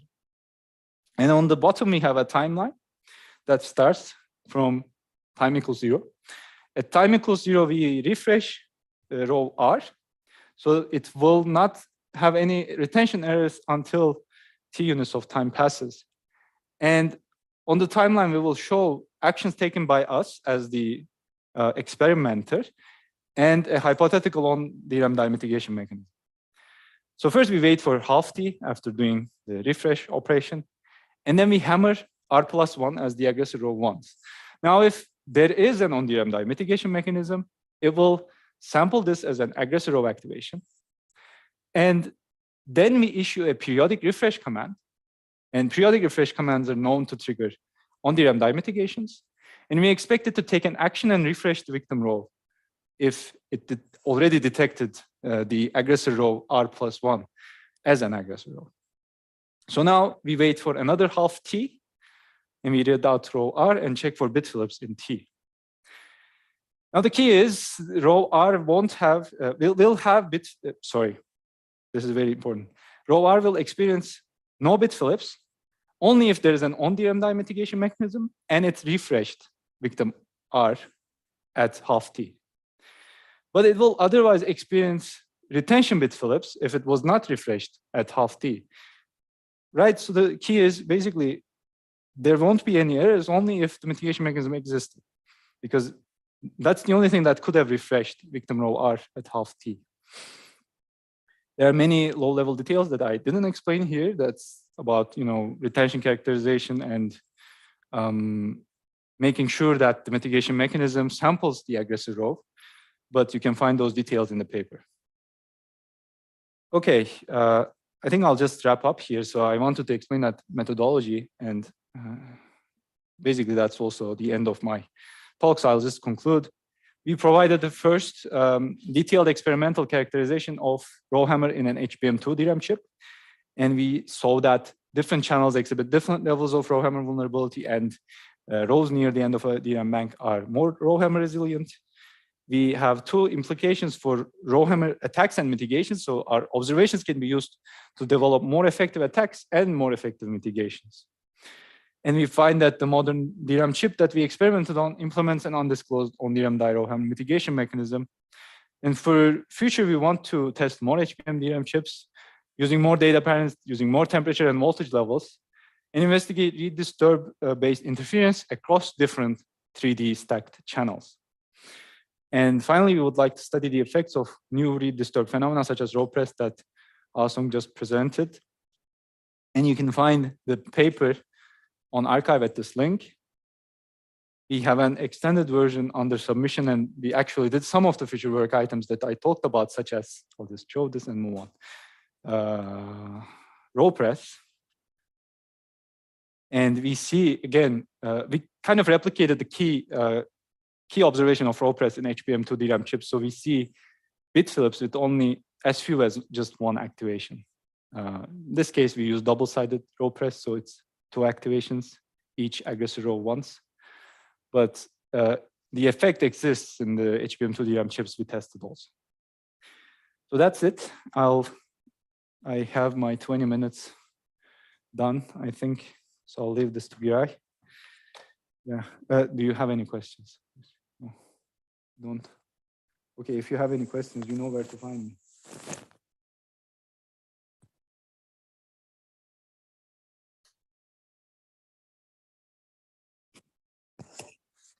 So you're not going anywhere anyways, right? You will have another one. Okay, so I think this is the end of the characterization related works today. Even though we keep working on this. So we have a huge cluster now. We have around like, I guess, 50 machines, different setups. And we are mostly using like all of them. But if you have some ideas, if you want to run some experiments by yourselves, just contact us. We can manage assigning you a machine, and you can just like, it's as easy as like SSHing into a Linux machine and running some code that uses some API. So we're quite open for that. So if you have ideas or if you want to just like play with it, just let us know. Meanwhile, I'll just, we will switch the gears a little bit and talk about the solutions of RowHammer. And hopefully this is going to be the last major set of talks about RowHammer topic. So I'll talk about this BlockHammer paper that was published in HPC 2021. And then Azhar will quickly cover Abacus that is recently accepted to Unix security, and it will appear in August 2024. So it's really cutting edge. Okay. I guess we will need to skip here because of the time limitation. So this is the paper, BlockHammer Preventing RowHammer at Low Cost by Blacklisting Rapidly Accessed DRAM Rows. We did this with some collaboration with University of Illinois Urbana-Champaign. So the motivation here is that, again, RowHammer is a worsening DRAM reliability and security problem, and the mitigation mechanisms have limited support for current and future DRAM chips. So we identified two major problems. The first one is scalability.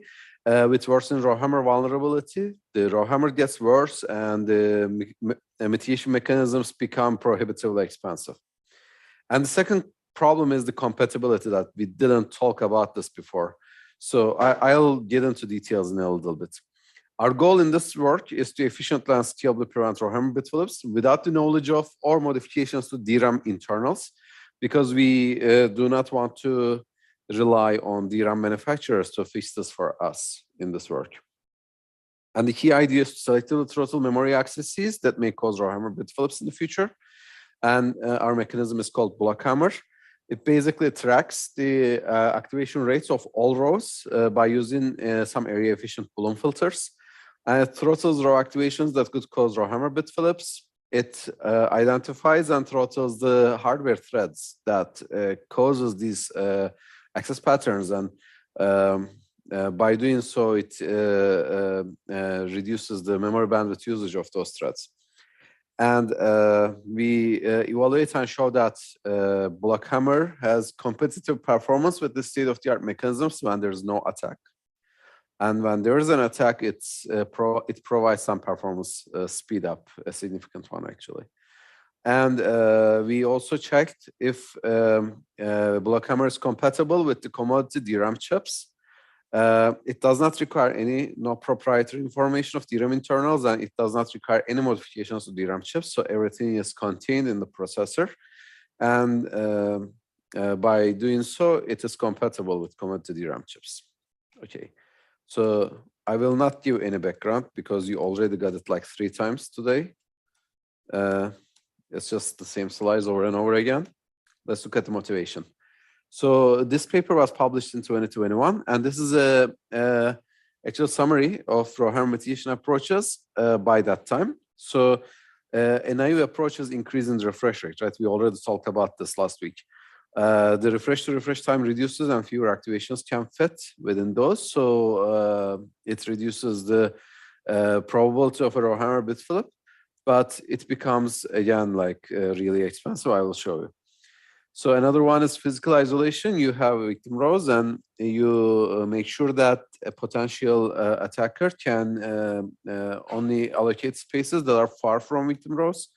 So you put some isolation rows in between, and with some large enough distance, you hope that RowHammer will not hurt your system. Reactive refresh is the most common one, actually. So you detect that you have an aggressor row, and you refresh the victim rows nearby. And the last one is proactive throttling. Basically, when there is a hammer going on, you detect it, and you make it slower. So it doesn't hammer as many times as needed to induce a bit flip. Let's look at these challenges for those 4 approaches. Let's continue. Let's start with scalability. So DRAM chips are becoming more vulnerable to RowHammer today, and this is just like some numbers that I showed you earlier with the bar plot. So the RowHammer threshold reduced more than an order of magnitude, and the blast radius also has increased 33% in less than a decade. And in DRAM mitigation mechanisms are also ineffective. I'm not sure if we will have any talk about those papers, TRAS-PAS and UTRR, but they experimentally demonstrate that there is reliable methods of you can bypass in DRAM RowHammer mitigation mechanisms. And as a result, RowHammer is a more serious problem than ever. And when we look at these works, so now as RowHammer worsens, you need to refresh more frequently, and you have a limited amount of time. You need to refresh a lot of rows. It is simply not practical. For physical isolation, you need to put a larger distance, and it requires more isolation rows. You lose your DRAM capacity. Maybe it makes more sense to go back to the older chips with lower density at that point. And for reactive refresh, you need to refresh more rows, and you need to refresh rows more frequently. So it adds up to your memory bandwidth usage, and it slows down your system. And with proactive throttling, you need to throttle it even more aggressively. And as a result, the whole memory subsystem can get slowed down, and you need to handle it really carefully. Okay? So all mitigation mechanisms face the challenge of scalability with worsening RowHammer. Let's talk about compatibility a little bit. So I guess I'll take you back to the computer architecture, DDCA, let's say, and let's talk about how memory is accessed. So in the application level, if you remember the stack, you have the virtual memory addresses, right? And then you have the virtual to physical address translation in the system level. This happens in the operating system, for example. And then once your physical address goes to memory controller, you basically parse this address, you separate the bits, you do some calculations, and then you calculate which channel, which rank, which bank group, which bank, which row, which column you need to access. And all of these translations are visible within the processor. So processor is fully aware of like what is going on here, even though the user may not be aware of everything. And then you send these addresses to the DRAM chip, and within the DRAM chip, you have an additional mapping. So you have some physical rows and column addresses, and those might not correspond to the rows and columns that you're picturing in your mind. So vendors apply this in DRAM mapping for 2 reasons. First one of that is the design optimization, so that they can make their circuits smaller and more efficient. And the other one is the yield improvements. So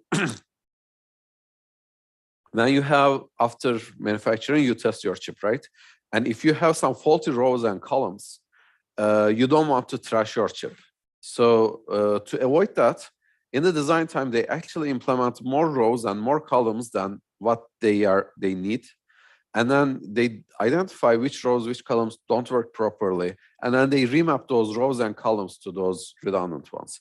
And as a result, your row address mapping changes within the DRAM chip.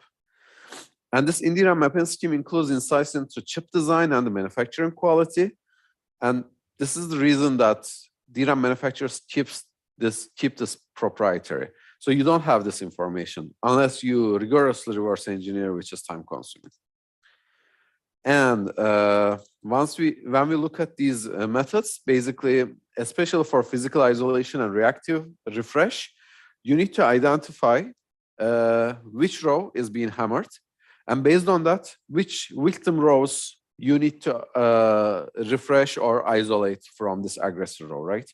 So they need to know this in DRAM mapping, but they do not know. So this is how it works. In the previous RowHammer mitigation mechanism, the RowHammer attack hammers row A, and the existing mechanism detects the attack and refreshes the row A+1 and A-1.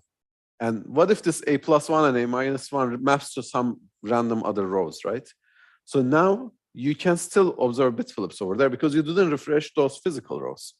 And bit flips may still occur because of this reason. And then you can bypass basically existing DRAM RowHammer mitigation mechanisms if you know this, or basically your defense is compromised in that sense.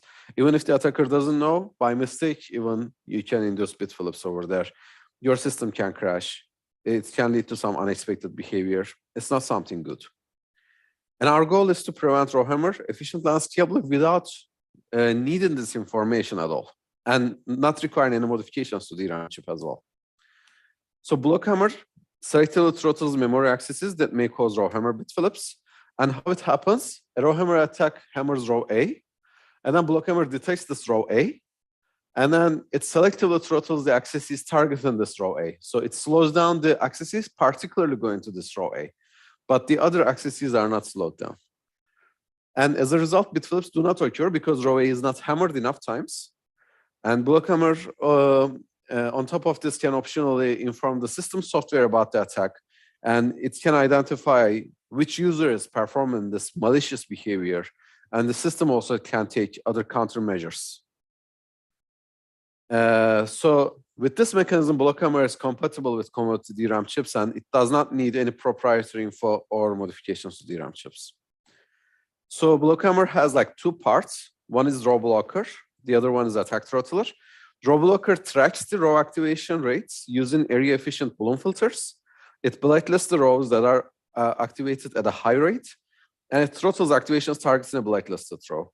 And by doing all these, it already ensures that no row can be activated at a high enough rate to induce bit flips, so no bit flips occur. So by this row blocker, it provides security. But this comes with some throttling of some unnecessary throttling as well, because these area efficient Bloom filters are not tracking the ground truth, right? So there is Bloom filter over there. There is aliasing in the Bloom filters. So there can be false positives. And as a result, you can unnecessarily throttle some other accesses as well. It can provide some, it can come with some performance overheads. And our attempt to address this performance overhead is the attack throttler. Attack throttler also identifies the hardware threats that perform the RowHammer attack and reduces the memory bandwidth usage of these identified threats. And as a result, temporarily you may end up throttling some benign memory accesses as well. But once the attacker's memory bandwidth usage is also throttled, now you don't have like many accesses from the attacker that is polluting your system, and you end up greatly reducing the performance degradation and energy wastage that RowHammer attack can inflict on your system. Okay, so I will just like go through the mechanism very high level because we don't have much time, and I need to wrap up in like 17 minutes. So that's why I will not get into details, but I can talk about the main components of BlockHammer in high level. So you have the memory request scheduler, and this is row blocker. Row blocker has a blacklisting logic and a delaying logic. The blacklisting logic is basically an array of counters that are mapped by hash functions, and we call this counting Bloom filter. This is not something we invented. This is already in the literature. We are just using it for this purpose. And we also have a history buffer for the delaying logic. So a row blocker blocks a row activation if the row is both blacklisted and recently activated. How do we understand that? So first, memory request scheduler is the component that is is responsible of sending DRAM commands and deciding which DRAM command to send at what particular time, right? So memory request scheduler decides that, okay, I need to activate this row. What it does is it first asks RowBlocker, is this activation RowHammer safe? And RowBlocker goes checks if the row is blacklisted and also if the row is recently activated. If the row is blacklisted and recently activated, it returns to the memory request scheduler saying that this activation is RowHammer unsafe, so do not do that. And as a result, memory request scheduler does not issue this activation, and therefore the activation count of the aggressor row does not increase. But if you have another activation to another row that is not blacklisted and that is not recently activated or one of those, then the activation becomes RowHammer safe in that case, right? So it selectively throttles in this way. And when it eventually issues a row activation, we basically just update these components by inserting the activation. Inserting activation to RowBlocker BL or blacklisting logic means just like incrementing some counters. And history buffer is just like pushing the activation information to this FIFO queue over there. Okay. So I think we already went through this, so I'm not going to get into details. To perform this, it employs two counting Bloom filters, and it makes them work in a time interleaved way. But I'm not going to get into that time interleaving. You can check the details in the paper because we don't have enough time for that. But at this point, I need to ask, is everybody aware like what Bloom filter is? How many people heard about it before?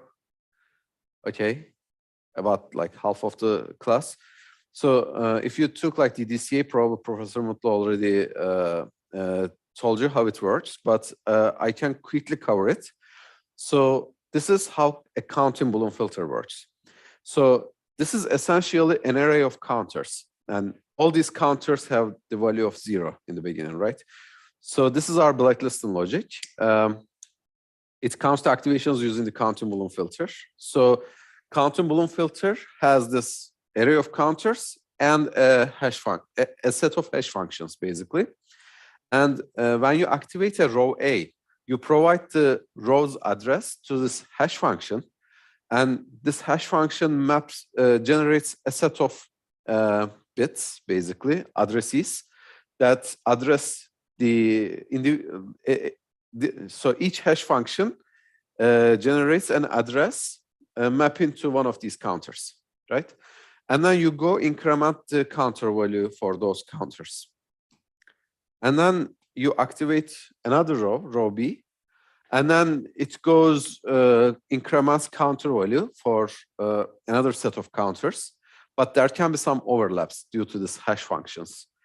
And as you can see, like we activated row A once and activated row B once, but this counter value is 2, right? So there is this aliasing here. So what we do to make this counting more accurate, we have multiple hash functions, and we increment the values of multiple counters. And yeah, this is the result of aliasing. So as a result of this, errors activation count can be observed more than that it is. So we call this false positive. Okay.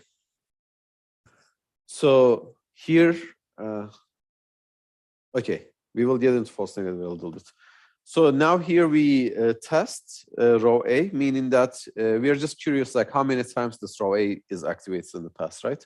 So we provide the row address again to hash functions, and we see these values. Okay, we get these values, and we pick the minimum out of them to mitigate the effect of aliasing here, right? So the result here for row A is like 1 activation. And that's fine, like it's the correct value. But it could have been, if we would more overlapping on these counters as well, it could have given like 2 as well instead of 1, while row A is in fact activated once. So this is what we mean by false positive. But the result cannot be cannot be fewer than, so the observed activation count cannot be less than the actual activation count, because we increment all the counters at every time, right? So it guarantees that there's no false negative. So if a row is hot, if a row is being hammered, that is guaranteed that BlockHammer detects that. That makes it a deterministic mechanism, and it always detects a RowHammer attack, and it always prevents bit flips against RowHammer attacks. Yeah. It can be a bit more aggressive due to false positives, but it cannot be less aggressive. Let me put it that way. And yeah, if we keep doing that, you can imagine, like, after some time, all these counters will saturate, and we need to reset them from time to time. And for that resetting logic, resetting operation, we need to so we need to avoid this saturation. We need to reset, and we do this reset in a time interleaving approach so that we don't forget the past activations.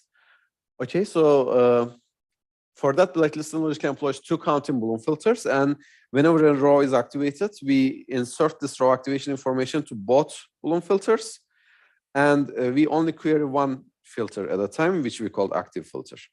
And to active the active filter changes, interleaves across these two Bloom filters at every time a filter is reset.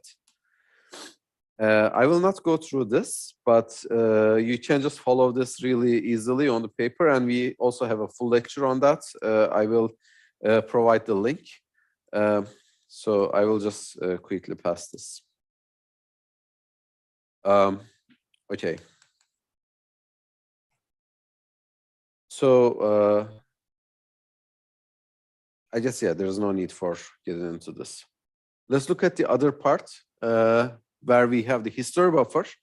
So once we understand if a row is blacklisted or not blacklisted, we also check the history buffer if it's activated recently, right? What does that mean? So to ensure RowHammer safety, what we need to do is basically we need to satisfy this inequality. So CBF is the time of a counting Bloom filter.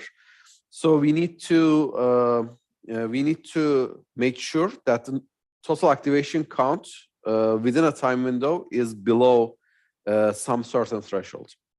For that, what we do, in this time window, we will distribute this n CBF row activations. So in the beginning, row activations just happen business as usual. The BlockHammer does not interfere with the first some row activations. So each impulse here or the arrow identifies a row activation, and this TRC is some timing constraint dictated by the DRAM interface protocol. So you can only activate like with this time, like the minimum time interval between activations can be TRC. And we define a threshold called NBL. This is the blacklisting threshold. So until the activation count reaches this blacklisting threshold, we do not interfere with any activation. And once this happens, we blacklist the row, and we have this much time remaining, right? So we need to make sure that the upcoming rows come with some delay, so that all the total number of activations within this time period will be in safe zone.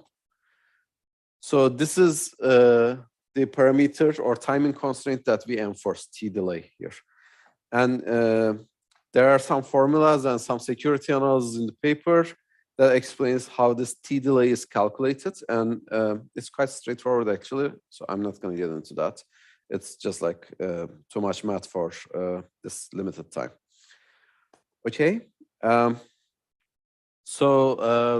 This history buffer ensures no subsequently blacklisted row activation is performed sooner than T delay. And for that, so we activated this row here, And we need to make sure that this row is not activated until this point, right? So to make sure that, we basically need to have a record of all the activations that can fit into this T delay time window. And that's where history buffer comes into the play. So it stores all the row activation information for a time window that is as large as T delay.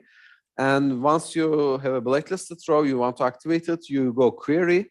If you find the same row in this history buffer, it means that it was activated sooner than the last T delay window, and you shouldn't activate it, so you block the activation. So no row can be activated at a high enough rate to induce bit flips.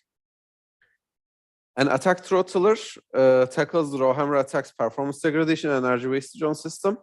And for that, it exploits this observation that RowHammer attack intrinsically keeps activating blacklisted row. If it doesn't activate blacklisted row, it cannot induce bit flips, right? And for this, we define a metric called RowHammer likelihood index. This is basically the number of activations that target blacklisted rows, normalized to the maximum possible row activation count. So as this value, if this value is 0, then it means that your thread is not activated any blacklisted row, right? So it's a benign application for sure. And no blacklisted row activations are there. If it reaches to 1, then it reaches to the RowHammer threshold. So basically, this is this kind of scaled metric. And once it reaches 1, you're at the RowHammer threshold, and there's a danger of bit flips over there.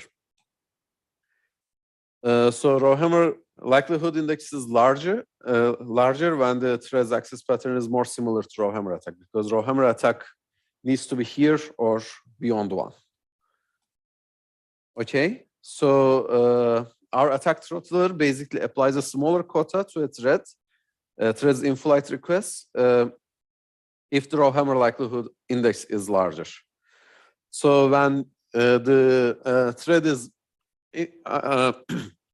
detected as a benign application, no quota applied, so all the activations are just like going there. And as it gets closer to the 1.0, you apply a smaller and smaller quota. And when it reaches 1, you do not allow any requests going through from this particular hardware thread. And when we do this, it basically reduces the RowHammer attacks memory bandwidth consumption. And what happens is that if you have concurrently running other applications that are benign applications, they have now more bandwidth to make their memory request to be served. And as a result, it greatly reduces the performance degradation you might have due to a RowHammer attack on your system. And this also provides a metric, basically, that can be useful for the system software to detect the malicious software. Okay, let's go into the evaluation. So we look at the hardware complexity of this mechanism, and we compare it to 6 other state-of-the-art mechanism of that time for this RowHammer threshold of 32K. And we basically conclude that BlockHammer is low cost and competitive with the state-of-the-art RowHammer mitigation mechanisms. And when we configure all these mechanisms for 1K instead of 32K for going forward, we observe that BlockHammer's hardware complexity increases, yes, but it increases less than the state-of-the-art ones. So the others increase much more, basically. So it's better in terms of scaling compared to the other mechanisms. And we also looked at the performance simulation for some realistic system configuration. We checked some single core benign workloads, and we also have some multi-program workloads that are randomly chosen from these benchmarks. We look at like 8 core multi-program workloads for 125 workloads containing all like 8 benign applications, and another 125 that each of them contains 8 benign applications with a one RowHammer attack thread. So, so this is not that interesting actually. This is just single core workload results. We just basically show that BlockHammer doesn't incur any performance overhead or DRAM energy overhead for single core benign applications because they do not reach to the RowHammer threshold anyway by themselves. But when there's more than one program in the system, we run like 8 core multi-program workloads, right? Now there's more contention in the system, row buffer locality gets worse, and you end up like having more activations, and it can increase the hammer count. So that's why we look at the multi-program workloads for 2 cases where we have no RowHammer attack and when there is RowHammer attack present. And we look at like 4 different metrics. One of them is system throughput in terms of weighted speed up. The other one is job turnaround time in terms of harmonic speed up, unfairness, and DRAM energy consumption. And we conclude that when there is no RowHammer attack, BlockHammer introduces a very low performance overhead of 0.5% less than, and DRAM energy is less than 0.4%, right? So it's competitive and it's very low overhead as the other state-of-the-art mitigation mechanisms. But when we look at the case where there is RowHammer attack, then we observe that BlockHammer significantly increases benign application performance by like 45% on average, and reduces the energy consumption by 29% on average. We look at how it scales compared to like best scaling 3 other RowHammer mitigation mechanisms of that time. Again, the same metrics for system throughput, job turnaround time, unfairness, and DRAM energy consumption. So for the first 2, higher is better. For the last 2, lower is better. And you can see that para is quite bad over there, right? And BlockHammer does not induce any like significant overhead, basically. It's still negligible. And it's scalable provides much higher performance when there's an attack on the system because of throttling the attack. Is it time? Okay. There are more in the paper. We compare 14 mechanisms qualitatively. It's a good survey as well. You can just take a look at that. And to conclude, I guess I can just skip this. Yeah. You can take a look at this paper. We have a larger talk video, and it was also chosen as one of the finalists for Intel Hardware Security Academic Award in 2021. So we have a talk of that as well. I encourage you to take a look at that, and we can talk more about this. So I'm just gonna pass the microphone. And please ask me questions after the lecture, I guess. Okay. Are there any questions?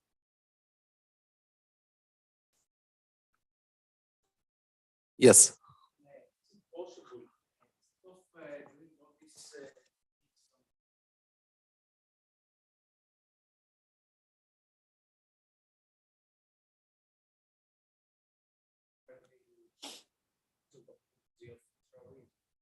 Ideally, we need to do that, and there are attempts of doing that. But the memory interface is not designed to allow that, actually. That's a critical problem. So in the memory subsystem, we have a master-slave kind of relationship between the memory controller and DRAM chip. DRAM chip is the slave. So all the timings are controlled by the memory controller. And when you look at the current implementations, they suffer. They cannot prevent all RowHammer bit flips, because simply they don't have enough time internally to perform all those refresh operations. Because memory controller does not care about that, and it does not allow the DRAM chip to perform all those. So for that, we need improvements in the memory interface. And actually, we have a paper, self-managing DRAM, talking about that, right? Are we going to present it sometime soon? Yeah, I think we should talk with Mohammed and schedule self-managing DRAM as well. Yeah, there will be a talk about that sometime soon. Another question?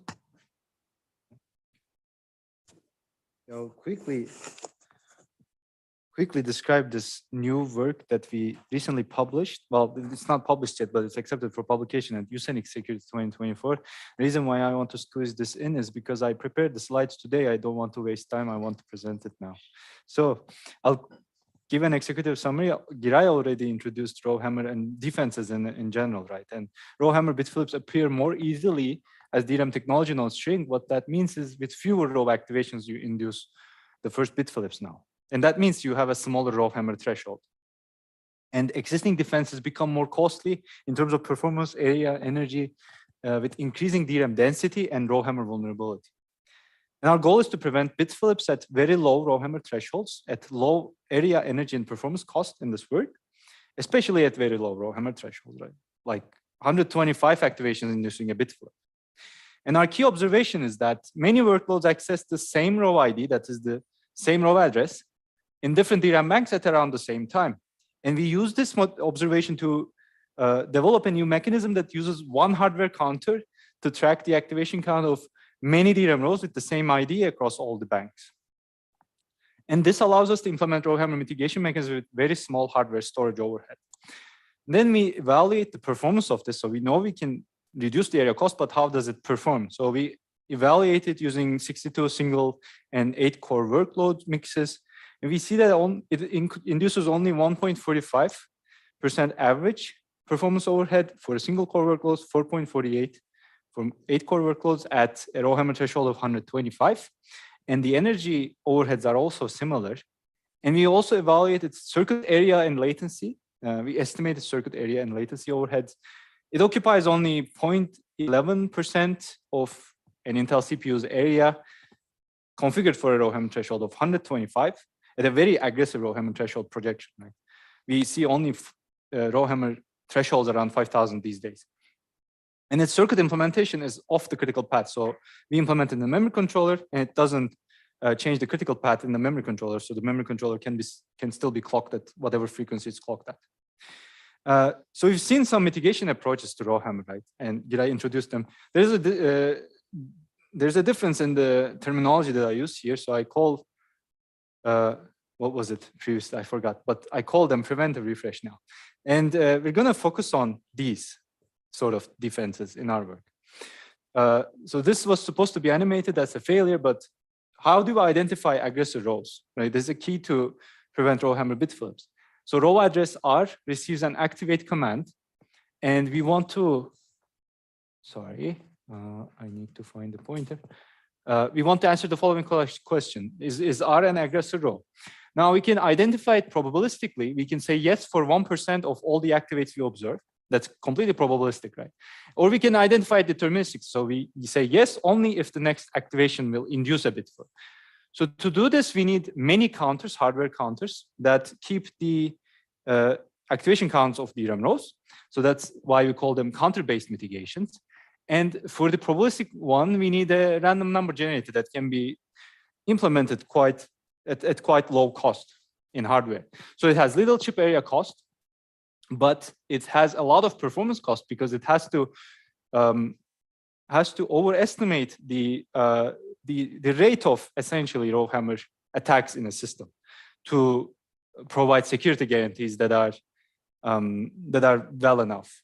But deterministic mechanisms, they need counters to work, so they have a lot of chip area cost, but they have little performance cost because they're very conservative on what when they take actions to prevent RowHammer, and they can deterministically prevent bit flips, right? Instead of compared to probabilistic mechanisms.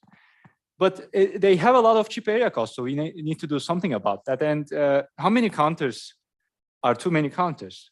You can implement one counter per DRAM row in your system.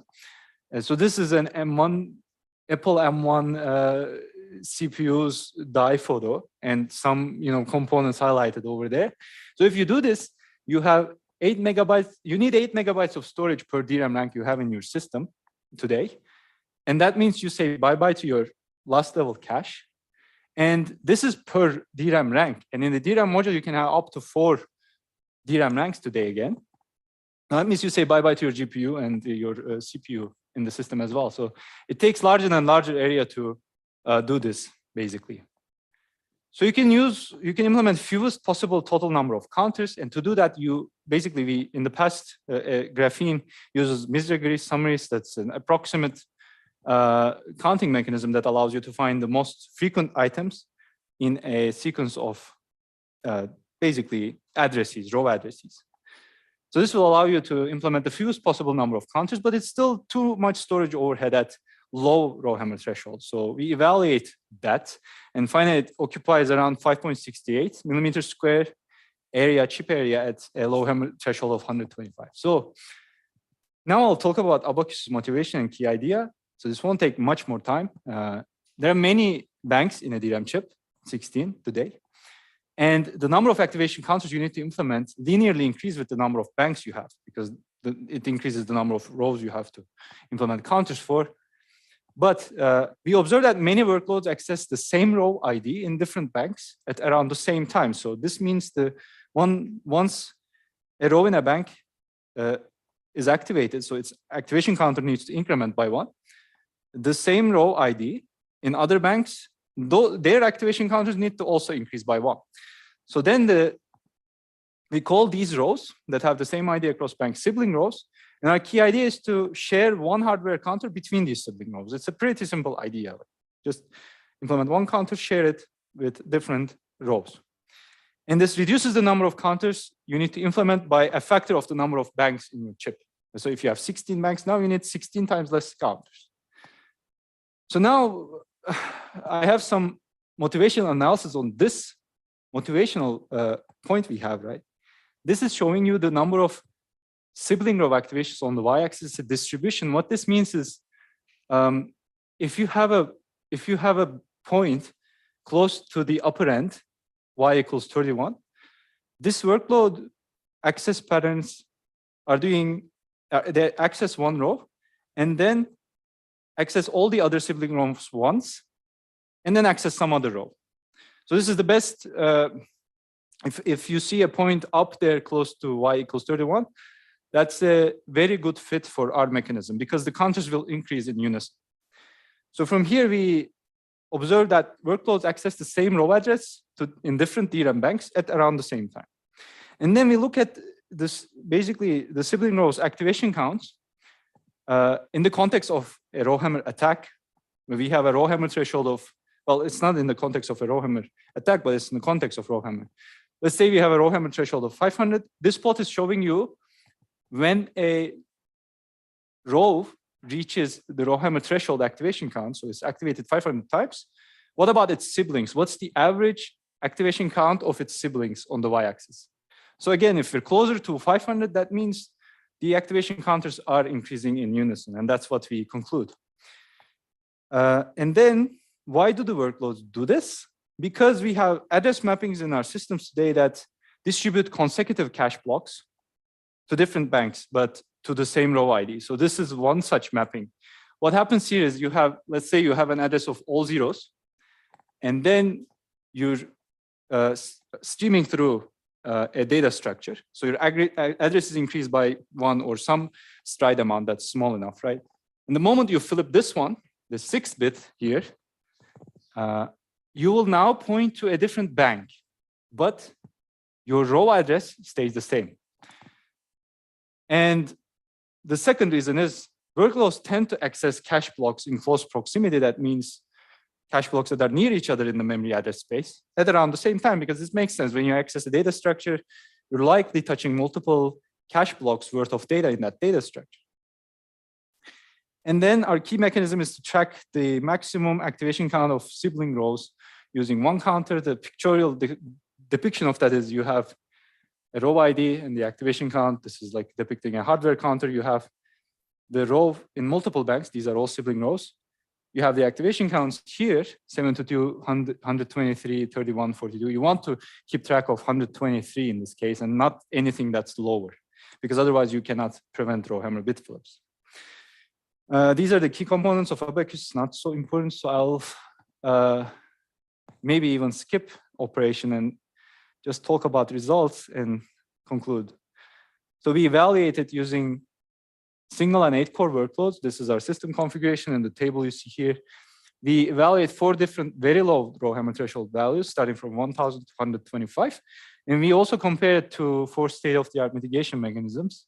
And this is showing the normalized performance normalized to the baseline in terms of IPC, or instructions per cycle. And we group the single core workloads according to their memory intensity. So the high memory intensity workloads reside in the rightmost set of boxes here. We observe that we have very low average performance overhead at 1,125 RowHammer threshold values. We see that the GUPS workload here that I highlighted with the blue color triggers what we call refresh cycles very frequently. And again, this is something I cannot unfortunately describe to you. But yeah, we have some penalties for certain workloads. And this is the DRAM energy consumption normalized to the baseline, and we make similar conclusions here. Now we compare its performance to 4 other state-of-the-art mitigation mechanisms, and we find that it has lower overhead than all of what we evaluated, except graphene. And the reason for that is graphene can keep track of, so basically our mechanism has to preventively refresh all the victim rows of the sibling rows when even one of the siblings reach RowHammer threshold.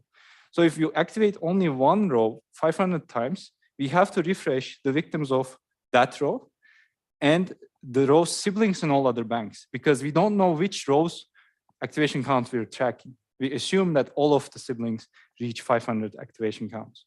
That's the main disadvantage of our mitigation mechanism, and graphene doesn't have that, but graphene has more area overhead. So in the paper, we have more motivation analysis, more results on multi-core energy performance and performance under adversarial workloads like the GUPS workload, and a design that doesn't suffer from the performance degradation penalties that I just described.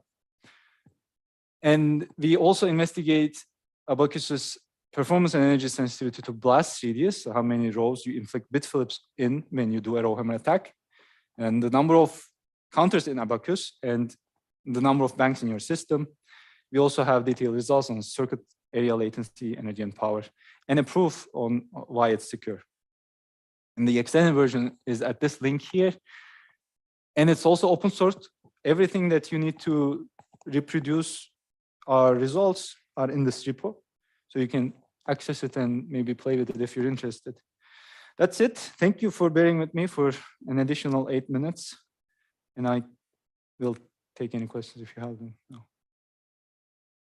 Okay. No on YouTube? Good. So then I'll wrap up quickly. I guess we presented 6 works on RowHammer, some of them about characterization, understanding RowHammer, some of them about mitigate, but this is my slide set, so that's the problem. Mitigating RowHammer, and I guess in our group, we're working on the cutting edge in terms of RowHammer. So if you're interested about this problem, we're a good bunch of people to work with.